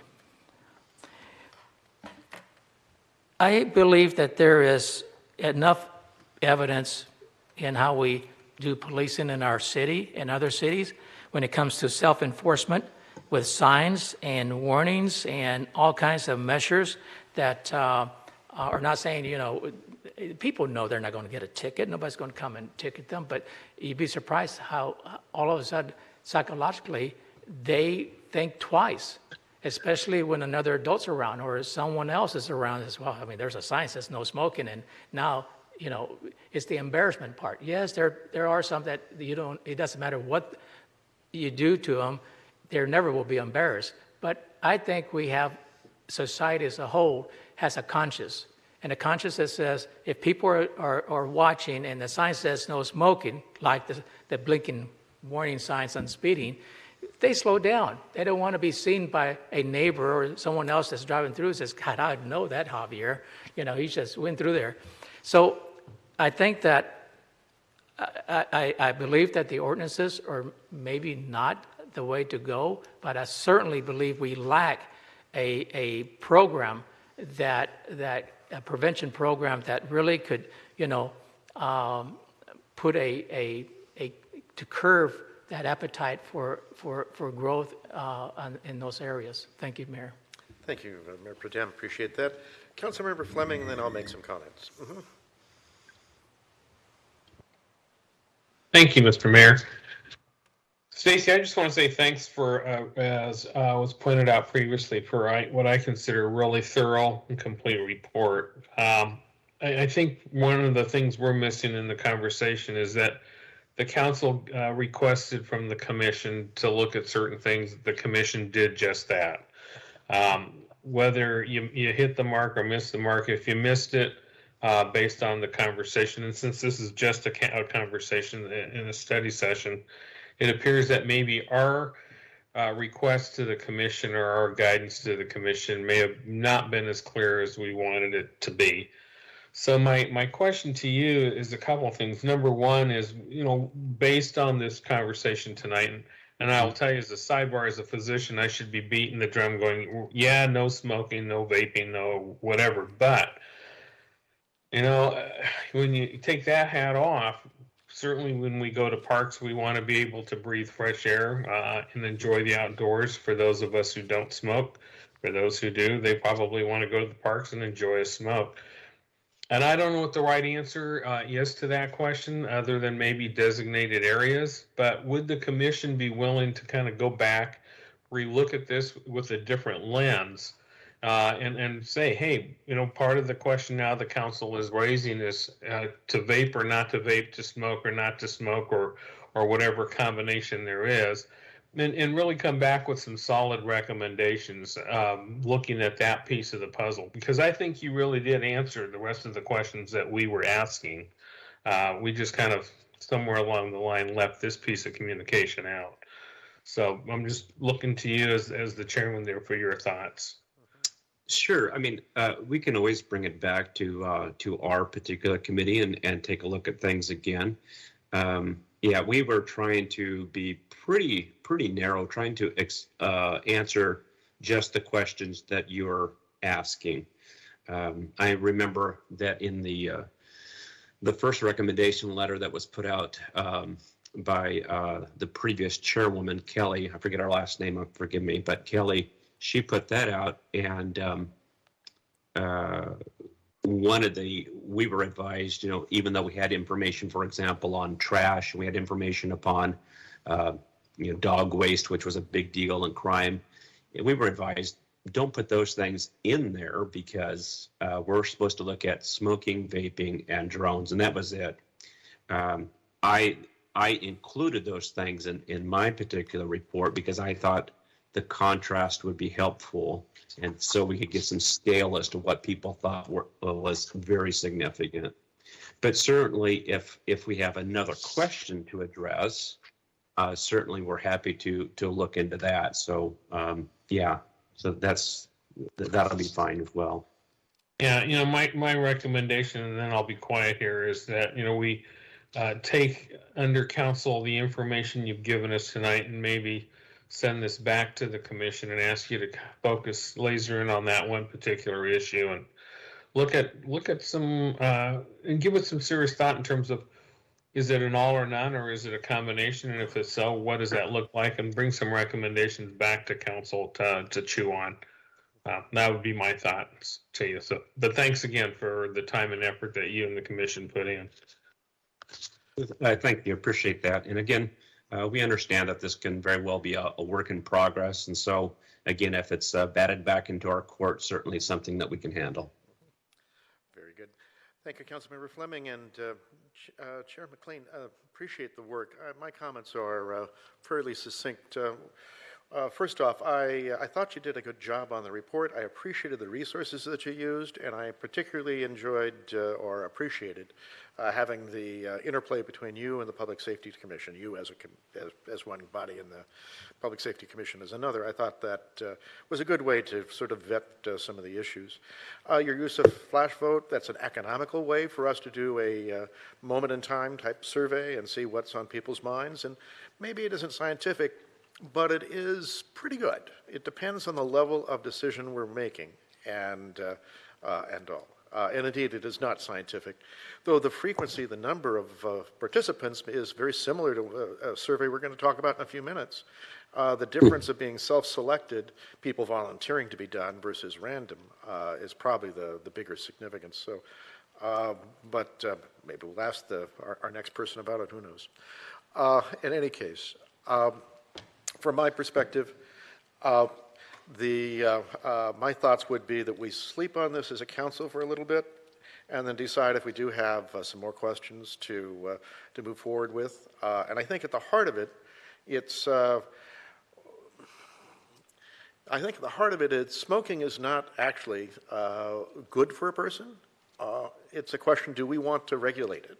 And in a park setting, and that fact is just sort of at the baseline here. The drone issue is a little bit different. Now, those are the things I wanted to touch on. Councilmember McCluskey, would you like to finish this off?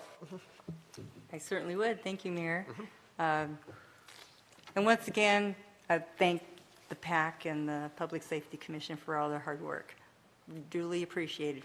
Very grateful for it.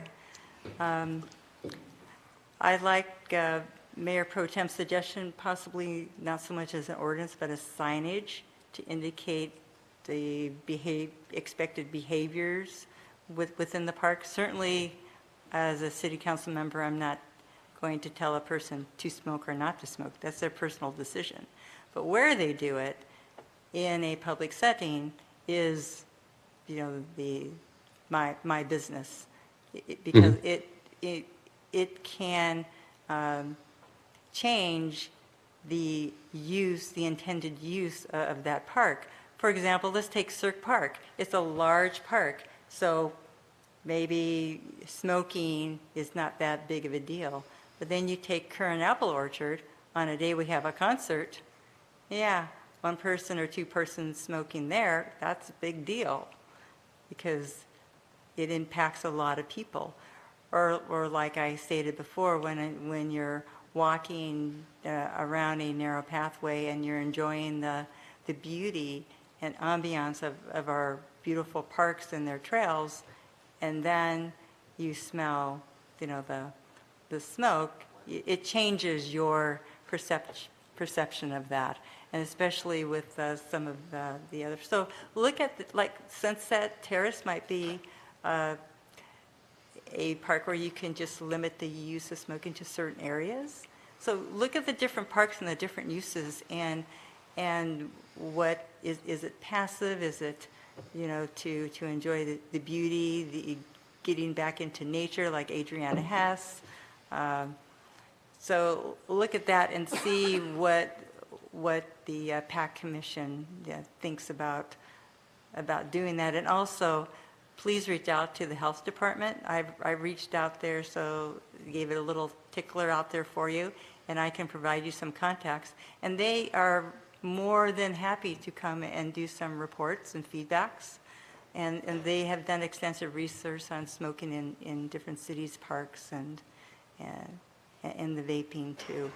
So that might present like a different page, and also cognizant of the Growth Management Act that we establish health in all of our policies and our decisions. Okay, so thank you again for all of your wonderful work. All right, thank you. Well, Council, I think that's going to wrap up our comments. We have another item to move on, but I am going to certainly recognize Jack Eklund. He has his hand up and a couple of brief comments, I assume. Yeah, just real quick. One thing just to kind of point out, a lot of things with the smoking and vaping, the report that Stacy provided, they did do the research to show what the other communities are doing with respect to that. And I think kind of like Mayor Worthington mentioned, it may be more kind of reflect on the data we have. And it sounds like overall from what the kind of the direction council would like to go, it sounds like there's a direction that you want to look at some restrictions. So you may have the data already there kind of, and so I'm not sure the value of having the park commission kind of rehash it. They already kind of have it. It may be more something looking at now from staff standpoint, logistically, what you would like to do. If it's from, like Stacy said, the health benefits were outside of what they were looking at. They did have comments of, they did see that and consider it, but it was kind of outside the purview they're looking at. So we certainly could do the, show what the other agencies are doing and the other options. And that may be the route, just because it seems like for the most part, you guys are of a similar mind that we want some sort of restriction. And so it may not benefit to go back as my recommendation, but it's certainly something you could do. But I echo what the mayor had said to kind of think about it, and and then I recommend providing the direction of them maybe at a later date. Thank you, Jack. And please, Chair McLean, thank you again for the work, and I hope you express our appreciation to the balance of the Park Advisory Commission as well. Enjoy. All right. Okay, thank you so much. Enjoy your night. With that, I'm going to move on to our next subject, where we have NWP Consulting giving us some information about a recent public safety survey that was done. And let's see, who do we have? I'm guessing it may be Matt Kaser, since I see him first. Yeah, I could lead off on this one. And you members, good evening, members of the council, Mr. Mayor, Matt Kaser, your city attorney. Go ahead and take the PowerPoint down for just a second, please, Amanda. I'm joined tonight by Christian Sinderman and Lily Wilson-Cardea of NWP Consulting. We're going to tag team tonight a little bit on this presentation. This is a follow-up from the council retreat. As you may recall, at the council retreat, council had expressed interest in potentially moving forward with some flavor of a ballot measure related to public safety. Part of that conversation, council was interested, what are the guardrails, what does that look like, and the like. Part of the leadoff piece that I'll talk about, council had expressed an interest first on the legal part, the what can we do, what can we not do, the legal components. Christian and Lily, they'll follow up afterwards, and they'll talk about some of the education, outreach, visibility components. Their firm has over 20 years worth of experience in assisting local governments with this sort of measure. And so they'll be able to come in and follow up and say, here's how we can color inside the lines and what they've been able to do with other jurisdictions.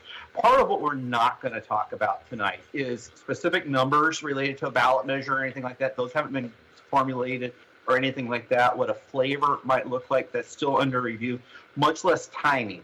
Part of our discussion does assume, at least for discussion purposes, that council would like to move somewhat expeditiously on this. And so part of our discussion, we'll be talking about a potential November measure with some of the timelines. And so some of that's built into those discussions, but recognize no decisions have been made, and those decisions are within council's purview.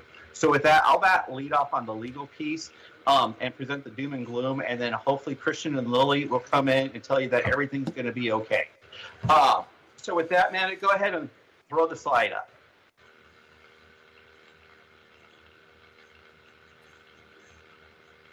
All right, first slide up.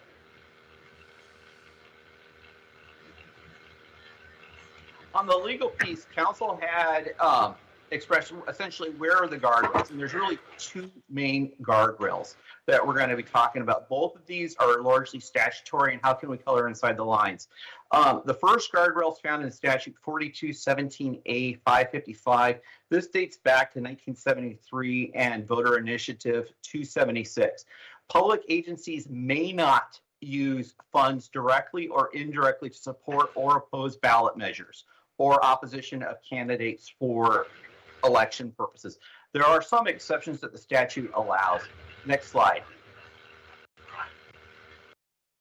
Part of that is, as it relates broadly, the scope is very inclusive. It relates to stuff. The statute specifically calls out things that you can see on the screen, such as stationary postage, hours, labor, that sort of thing, including client lists.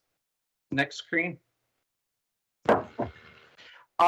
But it extends broadly to ballot measures, and that kind of leads into what the second bright line is when do you have a ballot measure? When do these restrictions start to kick in?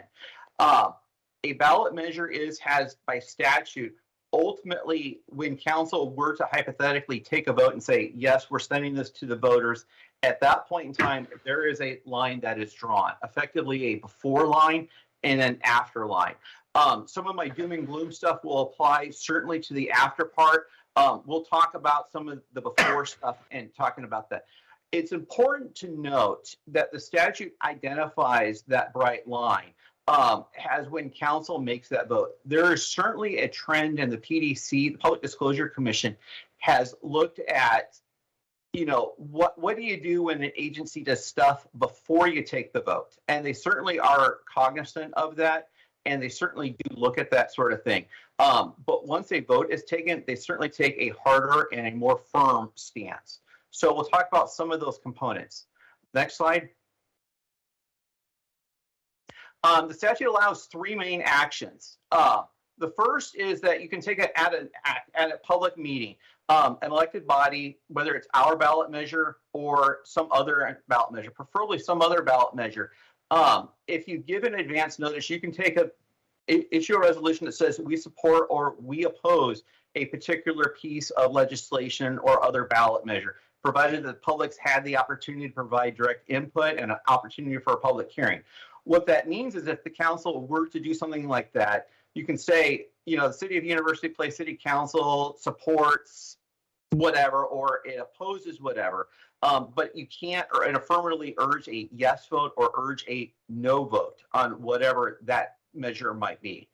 The statute also allows elected officials to issue support or opposition to ballot propositions at press conferences or respond to specific inquiries. That's what the statute says. The PDC allows that to be a little bit broader, and we'll talk about that just briefly in a second. And then activities that are part of the normal and regular conduct of an office or agency.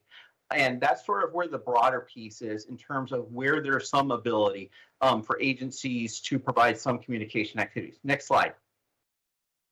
I'm going fast. I'm cognizant of the time. Part of the PDC guidance that it allows, it has, if you were to go through the interpretive guidance, it's 20, 30 some odd pages. It is a matrix. It says if you are whether it's an elected official, an agency, a staff member, a union official, you can do certain things. It also goes on to say that there are certain things you may not do. Among those things relevant to individuals of elected bodies and agencies, on your own time, provided that you don't use governmental resources, you can engage in political activities. You can also speak on your own behalf. You can say, I support this measure or I oppose this measure, but you can't say on behalf of the city, I support this or the city opposes this. You can attend activities and voice your opinion. And then as we talk about the collective vote, next slide. Certain things that you may not do. You can't directly or indirectly influence staff to support or oppose ballot measures. That is bad. You can't use public resources. That is whether it's directly or indirectly. You can't pressure or coerce, whether it's formal or indirectly, that sort of thing. And you can't include passage of a ballot measure as one of your goals. These are not my words. These are lifted straight from Public Disclosure Commission guidance. So don't do it. Next slide. The Public Disclosure Commission speaks to normal and regular course. One of the mantras that they talk about is that it's not only the right but the obligation of agencies to put out accurate, reliable, and objective information related to that. Part of that accurate and objective information relates to what is a measure? What does it do? Does it increase taxes or does it impose an obligation in the amount of X? Not that you can go out and say, well, this is a good thing. You can't say it's a good thing, but you can present objective information. Part of that includes that local governments can expend funds, has provided that you are not engaged in the influencing of the outcome of an election. That is PDC guidance, not Matt talking, but straight from the Public Disclosure Commission. They do specifically look at that last bullet point there, the activities that an agency may coordinate with a citizen activity. Obviously, if it occurs close in time to a ballot measure, the PDC has given indication that it will draw scrutiny from them, whether there is close coordination or not. And that's part of that bright line that we talked about a minute ago. Next slide. And I recognize I am going fast, and that slide is really small on the screen. So part of the normal and regular course that agencies are allowed to do, you get what is typically referred to as the one free mailing. That doesn't mean it doesn't cost you anything. What that typically means is that you are allowed to send out one mailing presenting an objective and full presentation of the facts per ballot measure. So you typically will see, shortly, a few weeks or a few months before an election, you'll see something from an agency that says, we have this measure on the ballot, here's what this will do, and present those numbers and those facts. The PDC also allows that if an agency customarily distributes information to the public by other means, such as a newsletter or the like, as long as it's normal and regular, you may also utilize that method. But the idea is that you don't suddenly spin up a measure now and then say, oh, we've been doing this as our normal and regular course, this whole time. So that's just to be careful and be mindful of. Next slide. Very bad things happen if you violate public disclosure law. One of the mantras, I'm going to co-op Christian and Lily's phrase, is that you end up in PDC jail. You may have seen some news in media about these sort of things. Obviously, my hope is that you don't end up with significant millions of dollars in fines if we do something bad, if this were to go to a ballot measure. But it is important just to have a brief recap of what bad things can happen that will end you up in PDC jail. Next and final slide of mine. There are three main penalties that you do need to be concerned about. If a judge determines that your violations had a material impact on the election and likely swayed the outcome of the election, they can invalidate the election and call for a do-over. Fines are also appropriate of up to not more than $10,000 per violation, and criminal penalties are available if it's concluded that you acted with actual malice, which is a term in law. So that's the doom and gloom piece.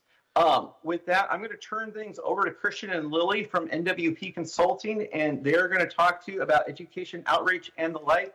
And I will mute myself for a moment here. Thank you, Mr. Kaiser. I appreciate that. And before they do, I just want to take 10 seconds to say something, which is what we just heard is important to all of us.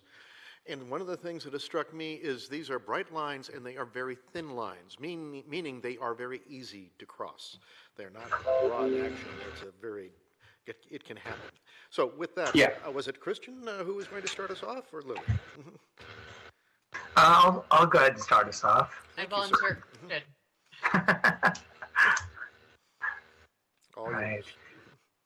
Well, we have a few slides that'll pop back up here in a second, but first off, just thank you all so much for the time tonight and for your interest in this public safety conversation. I know it's been a long evening, so we'll go as quickly as we can here through a few slides and obviously take whatever questions or conversation you all want to have. But I think the before we get into some of this, I think the outline Matt provided is there's all sorts of parameters and bright lines, thin lines, and different kinds of lines, but they're pretty easy to follow. And I think the key, at least in terms of how we're approaching this project and this idea potentially moving a measure forward is there is a before and after, right? There's the now between now and the time when you vote on a potential referral. There's a lot of room to maneuver and a lot of flexibility, and indeed, the bias is on the side of informing the public and engaging with the public on these critical issues that may be presented to them. After that time, as Matt was stating, then you as elected officials have broad levity or leeway in terms of how you can approach these conversations, but certainly not on behalf of the city. And then any official correspondence is strictly factual, as discussed.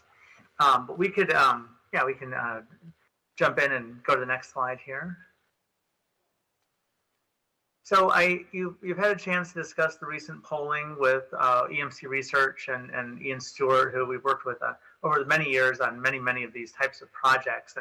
And I think what stood out for me in that polling presentation, I know that came in a lot of your conversation as well, is that there is a strong desire right now in University Place to add law enforcement capacity, reduce response times, and really prepare for the future. And a lot of the conversations tonight, whether it's been around population growth, whether it's been around parks and different types of policies, have really centered around this idea of, do we have the capacity within our law enforcement or sort of broader criminal legal systems to prepare for that and to serve the people of a growing and diverse community. So I think, given that baseline of support and really the priority placed by voters or residents on public safety, it is a great time to have this public conversation. And it is also a good time to, think about moving forward if you decide to do so with a levy of some nature. So a lot of what can be done over the next several months while you're developing policy and while you're really thinking about kind of how this can move forward and how it could impact future planning, is to have some conversations, to communicate the need and the opportunity, to engage with key stakeholders, to do some targeted and some broad-based public outreach and visibility, and to think about how to best position this conversation. So if you do move forward, there's a base level of awareness. Certainly there's a base level of support, and that's really the foundation for success in these types of things. Next slide. So as Matt noted, we've been at this for a while, or at least I have, better or for worse. But Lily has come on board from the city of Seattle, where she spent 4 years doing a lot of the intergovernmental relations work, and has been a veteran of political and issue-based campaigns. But the way we approach these types of projects is during this phase, the internal phase and sort of the public education outreach phase, is to really help add capacity, provide whatever guidance, answer any questions, assist staff in whether it's writing or design or sort of production or just thinking about how best to move forward. And also, of course, then to identify and engage, or assist with engagement of key stakeholders and the public. And again, it's mostly just to provide the extra capacity that's needed, and help us interpret the numbers and think about how to move forward in the right way. Next slide. Just sort of a silly map with lots and lots of other things that we've worked on around the state. Some directly related around public safety and but whether it's transit or parks or libraries or there's been about 3 dozen of these over the years that really throughout the state, and each one has its own sort of different textures and different dynamics. But the common denominator is that when usually voters are looking at the value proposition, they're weighing their needs and their priorities and their desires against their willingness to pay a little extra, whether it's sales tax, property tax, or some other type of revenue stream. And and then on the once the wall is set up after referral, then it's up to outside voices, with some of your assistance in your non-official capacity to help make it successful.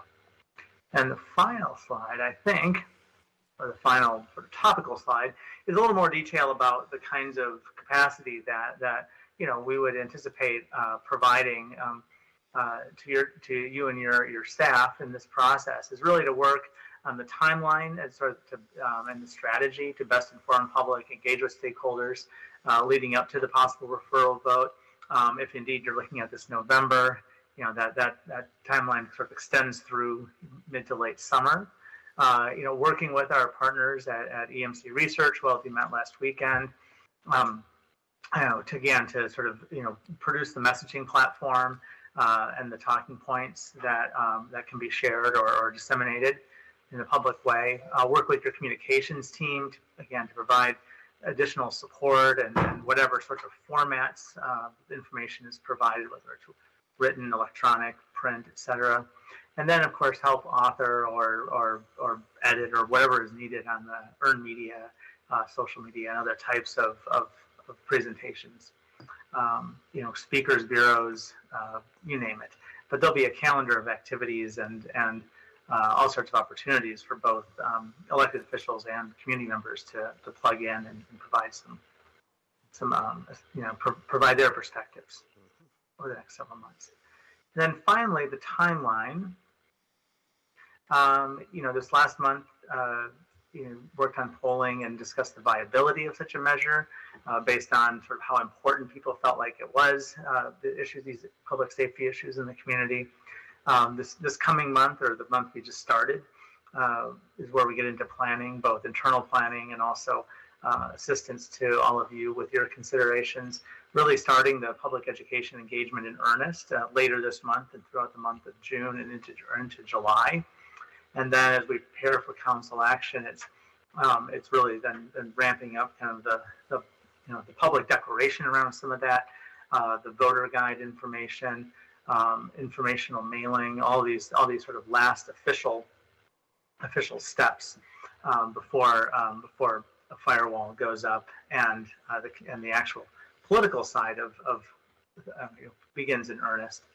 And then that informational mailing, as Matt said, is not an advocacy piece. It is strictly information, and there's usually sort of a window of time to distribute that after Labor Day, but prior to when ballots drop in October.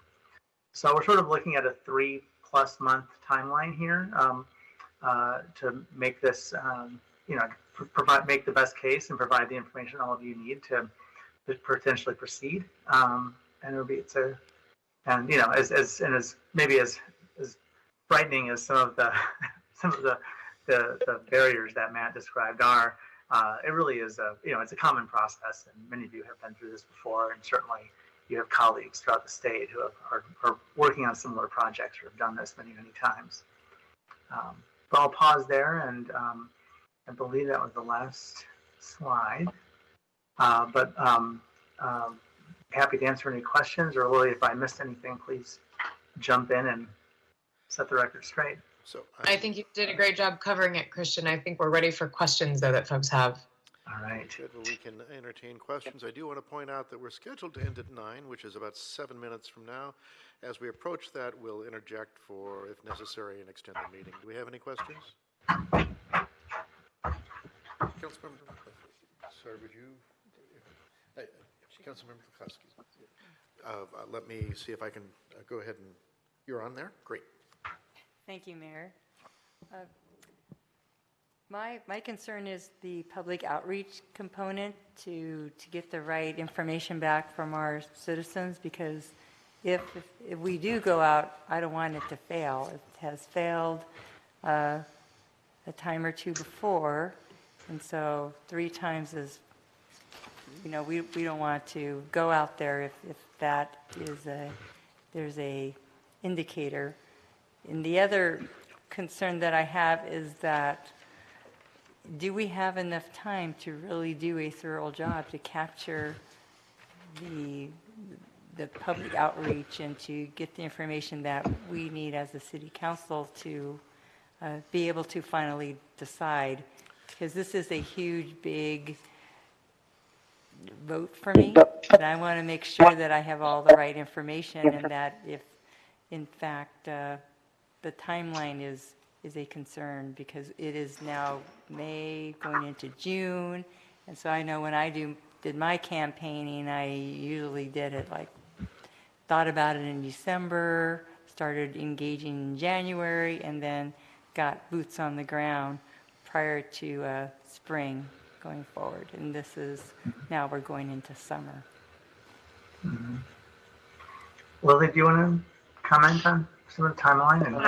I mean, I think one of the strengths that you have right now is just the cold hard facts. You've got really solid information back from voters about, and I felt like, it really reflected the conversation that you were having earlier around enforcement needs of your community. I think communities are dynamic and they grow, and sometimes, measures may not be successful in the past, but given the growth in your community, the need, the concern around response times, it does seem like there's a real interest from your community. And I think, particularly looking at the timeline for just the informational aspect of it and the public information work, I think there is sufficient time to educate the public about what the measure would entail.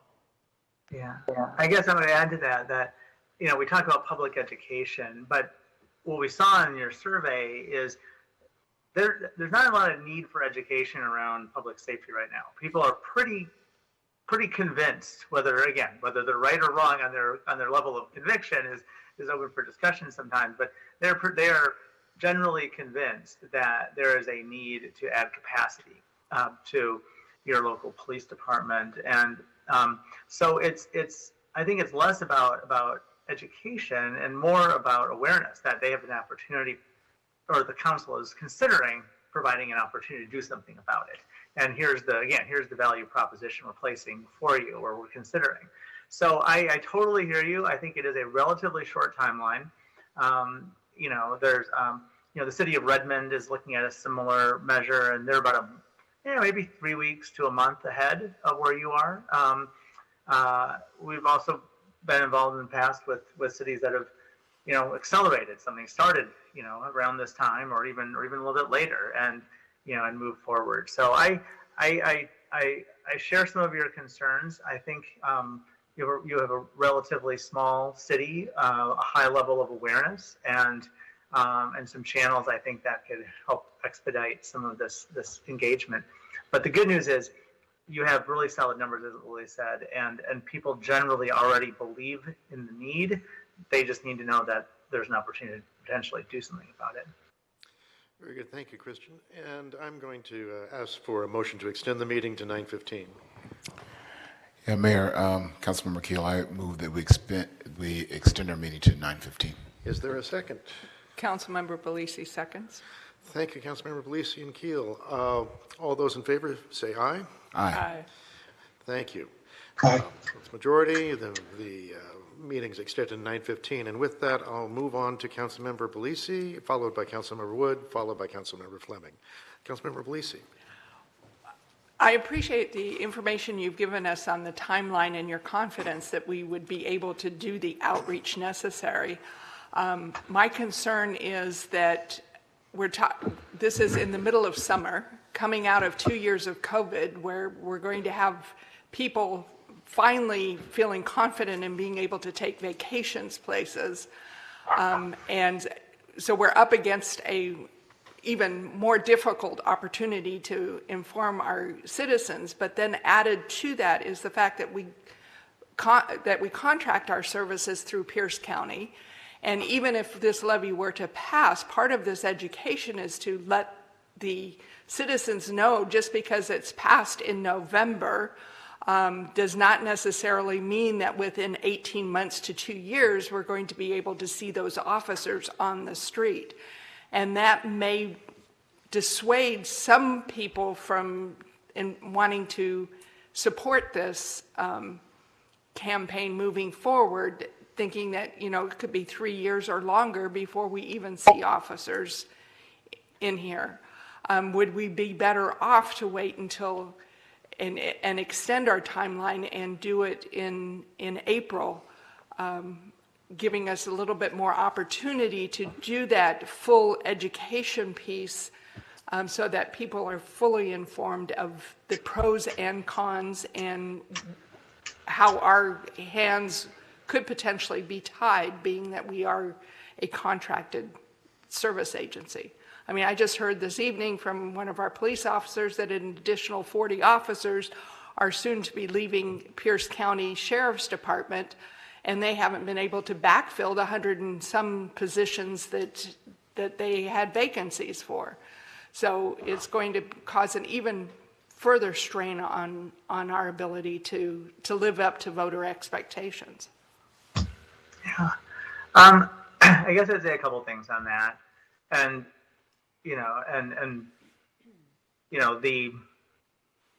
because one thing is that, you know, and while this is not a political conversation, of course, we're being, yes, I would say, you know, walking up to some of those lines sometimes.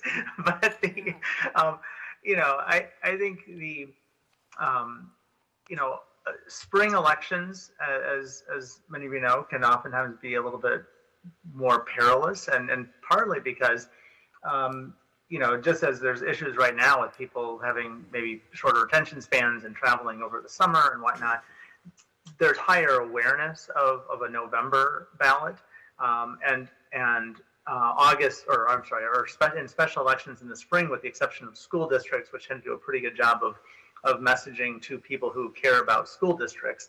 It sometimes is harder to do municipal elections in the spring, whether it's a February or April special election ballot, because you just have even lower levels of awareness of the pros and the cons of the measure. So I think there's a lot of value in sticking with a November timeframe, if that's what you decide to do. You know, and the education you know, education doesn't end on the day of referral. Obviously, you know, there would be presumably an external political effort that would take up the mantle, but that also doesn't mean that, you know, there isn't conversation in City Hall, there isn't conversation with all of you and your constituents, that there aren't other opportunities. You know, I'm thinking of, like, you know, the classic, you know, speaking at the local chamber, or speaking at service clubs or neighborhood associations will oftentimes want an official presentation after Labor Day, prior to ballots dropping, during the voting period, et cetera. So while, you know, while representing the city officially on campaign activities is a no-no, you know, people will oftentimes invite you to speak, you know, as an elected official, and it's a good time to have some of those types of conversations. So I think there's time. With respect to the delay of hiring, or the you know, the gap in staffing right now, you know, I know that's something that, you know, is in the news and is not unique to Pierce County or contract communities. I think the you know, one way I would message it, whether is that, you know, the sooner we put our get in the queue, the better off we'll be, and the sooner we'll have additional officers. And the opportunity for lateral transfers and some of the other recruitment tools that I know departments across the state and the country are using right now. And, you know, and being a community that adopts additional revenue and shows, you know, consistent support for public safety investments, presumably would be a draw and a destination for law enforcement officials. So I think there's some upside to having the conversation. You know, knowing that, you know, as more of the yeah buts are discussed, there could be a drop off, or at least a need to address some of those issues. Well, I appreciate your response to that. You've given me a lot more confidence in pursuing an earlier start date. I was leaning towards that anyway, but it sounds like you are well equipped to help us message this moving forward. So thank you. Mm-hmm. Oh, thank you. Very good. Councilmember Wood, you're up. Thank you, Mayor. My question is a little bit more technical, and it may involve Matt in the answer as well. As you develop an education campaign, you specified you can develop materials, and I assume those materials are going to contain certain data. Is there any restrictions on use of the data or the materials, because you're going to develop educational materials, but is there any restriction on use of those same materials or data post-referral by advocacy groups? Or is there either legal or proprietary? Because you're also a private company. So is there any restrictions on that? So an advocacy group takes an educational material and starts using it in October. Could you talk a little bit more about that? Yeah, I think Matt will have a perspective. I'll start with having let's start with sort of the practical application of some of that. The short answer is no. So anything that has a City of University Place logo or produced by or anything else cannot be taken, right? You can't use public resource in a campaign setting ever, full stop. The data that is produced, like say, here's a demonstrated need for a city of our size, statistics show we are, 5 officers short of where we should be, or something like that. Anything that's publicly available can be used by a campaign, pulled off a website, pulled off of a public document or public-facing place. But it would need to be used or interpreted not in a document or website or whatever produced by or paid for by the campaign entity. So no logos can be used, no police logos can be used, no police facilities, right? You can't use those anything public for the campaign purposes. But the data is in the public realm and can be used by the campaign. Does that make some sense? Or Matt, do you want to add more? No, I was going to say, the data is the data. I think where the challenge comes in is the dance associated with the data. Who's asking for the data, why, and on what terms is the data being, compiled? So if we're talking, say, crime stats per 1,000 or per 10,000 or whatever metric you want to have, we're going to have those numbers. And if somebody wants to say, and it's numbers that we would produce in the ordinary course, and they say the City of University Place has these crime stats in the 10 per 1,000 or whatever, that's the data. But if an advocacy group said, hey, can you run this data set for us and push it out, that's a huge no. So you're looking at what is the normal and ordinary course of that. Mm-hmm. Got it. Understood. Thank you very much. Yeah. Thank you. Councilmember Fleming, followed by Councilmember Keel. Thank you, Mr. Mayor, and Christian and Lily. Thank you so much for that information. I should have taken my hand back down because Councilmember Bellici and McCloskey really asked the questions that are weighing heavy on me. As everyone here knows, we've all run campaigns. We've known what those start dates were. We know that when you start late and you're behind the power curve, it is a mad rush to the finish line. And oftentimes campaigns that start in May and June never make it to the finish line. So that's a real concern that I have, especially to Councilmember Bellici's point. We're going into a summer that's going to be very unusual from the standpoint that I expect the majority of people to be gone during the time we're trying to do some education and information. I believe this campaign is extremely necessary. I believe what we're doing is extremely important, but I too worry deeply that this could be 3 strikes and we're out, and I don't want to be a pessimist. But, when you're going into a campaign with those kind of statistics, it makes timing all the more critical that we hit the benchmarks that we hit. So, I originally was thinking it would make far more sense to methodically enter into this campaign and have something in January or February on the ballot versus trying to do this rush to the finish line for a November ballot. But, based on what you've said, Christian, just previously, it sounds like you're pretty comfortable in the polling data, you're comfortable in the marketing strategy, and you're comfortable in getting this thing or helping to get this thing to the finish line. Is that a good assumption? Yeah, I think so. Again, there's nothing guaranteed in politics or in life, and all of you have run campaigns, and you're keenly aware of that. I think a major difference is a lot of times people aren't aware or aren't going out of their way to look for an elected official or something that is not kind of present in their daily lives. You don't need to build awareness or name recognition for public safety, right? It's something that people are already thinking about and already concerned about.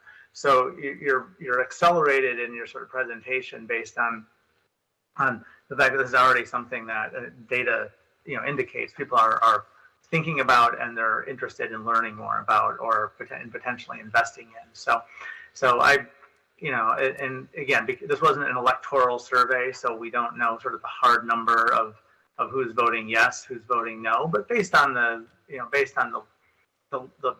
intensity of support around some of the messaging that you tested, I think we have a good opportunity. Okay, thank you.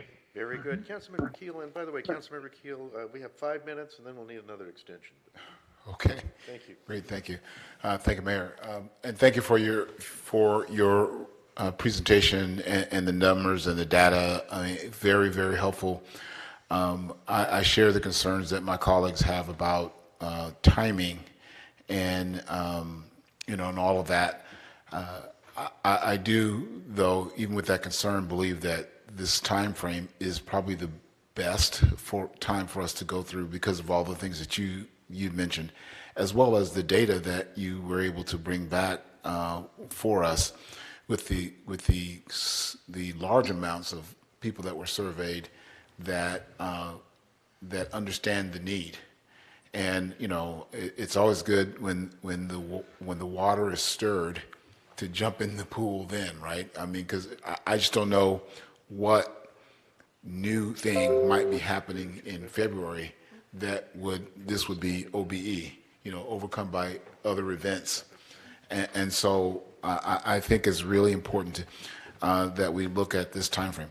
The other thing is that whoever the private citizens group that's going to be the 4 group, I mean, they're going to have to work. I mean, we can't do like the last time we did. I've been in this community a long time, almost 40 years. And the last time I didn't see anybody in the 4 group. I mean, we saw it was on the ballot, but I barely remember any mailings. No one knocked on my door. There was nothing of significance. I think this time that group, whoever the group is going to be, is going to have to be different. I'm also very encouraged by Matt, who says that council members, as private citizens, can be very much involved in that process. And I think that's a significant point that we need to understand, that council members as private citizens can be very, very, very, very, very involved in the 4 campaign. So there's an uphill battle for sure, but I think of all the times we've done this, I think we're better positioned to be successul. Particularly bringing on you all to help us in that guidance, which I don't think we had before either. Thank you, Mayor. Thank you, Councilmember Keel. And I believe that may reach the end of our comments, and we have 2 minutes to spare. Not that we need more questions, but does anybody want the last 2 minutes before we wrap up this meeting? Any of our presenters, are we good? Just thank you so much for the opportunity. It was great to be with you today.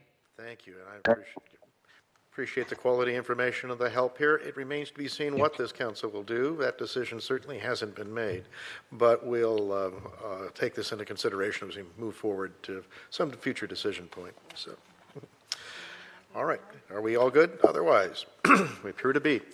Well, thank you. By the way, I wanted to thank Emmy particularly. This was an exciting evening. It was a fun evening. It was a lot of hard work on our city clerk's part to get those proclamations put together and coordinate the attendance and all of that, but I think it came out very well, so thank you, Emmy. It was a special night in my mind. All right. Well, we'll look forward to our next meeting in 2 weeks. Thank you all. Take care. We are adjourned.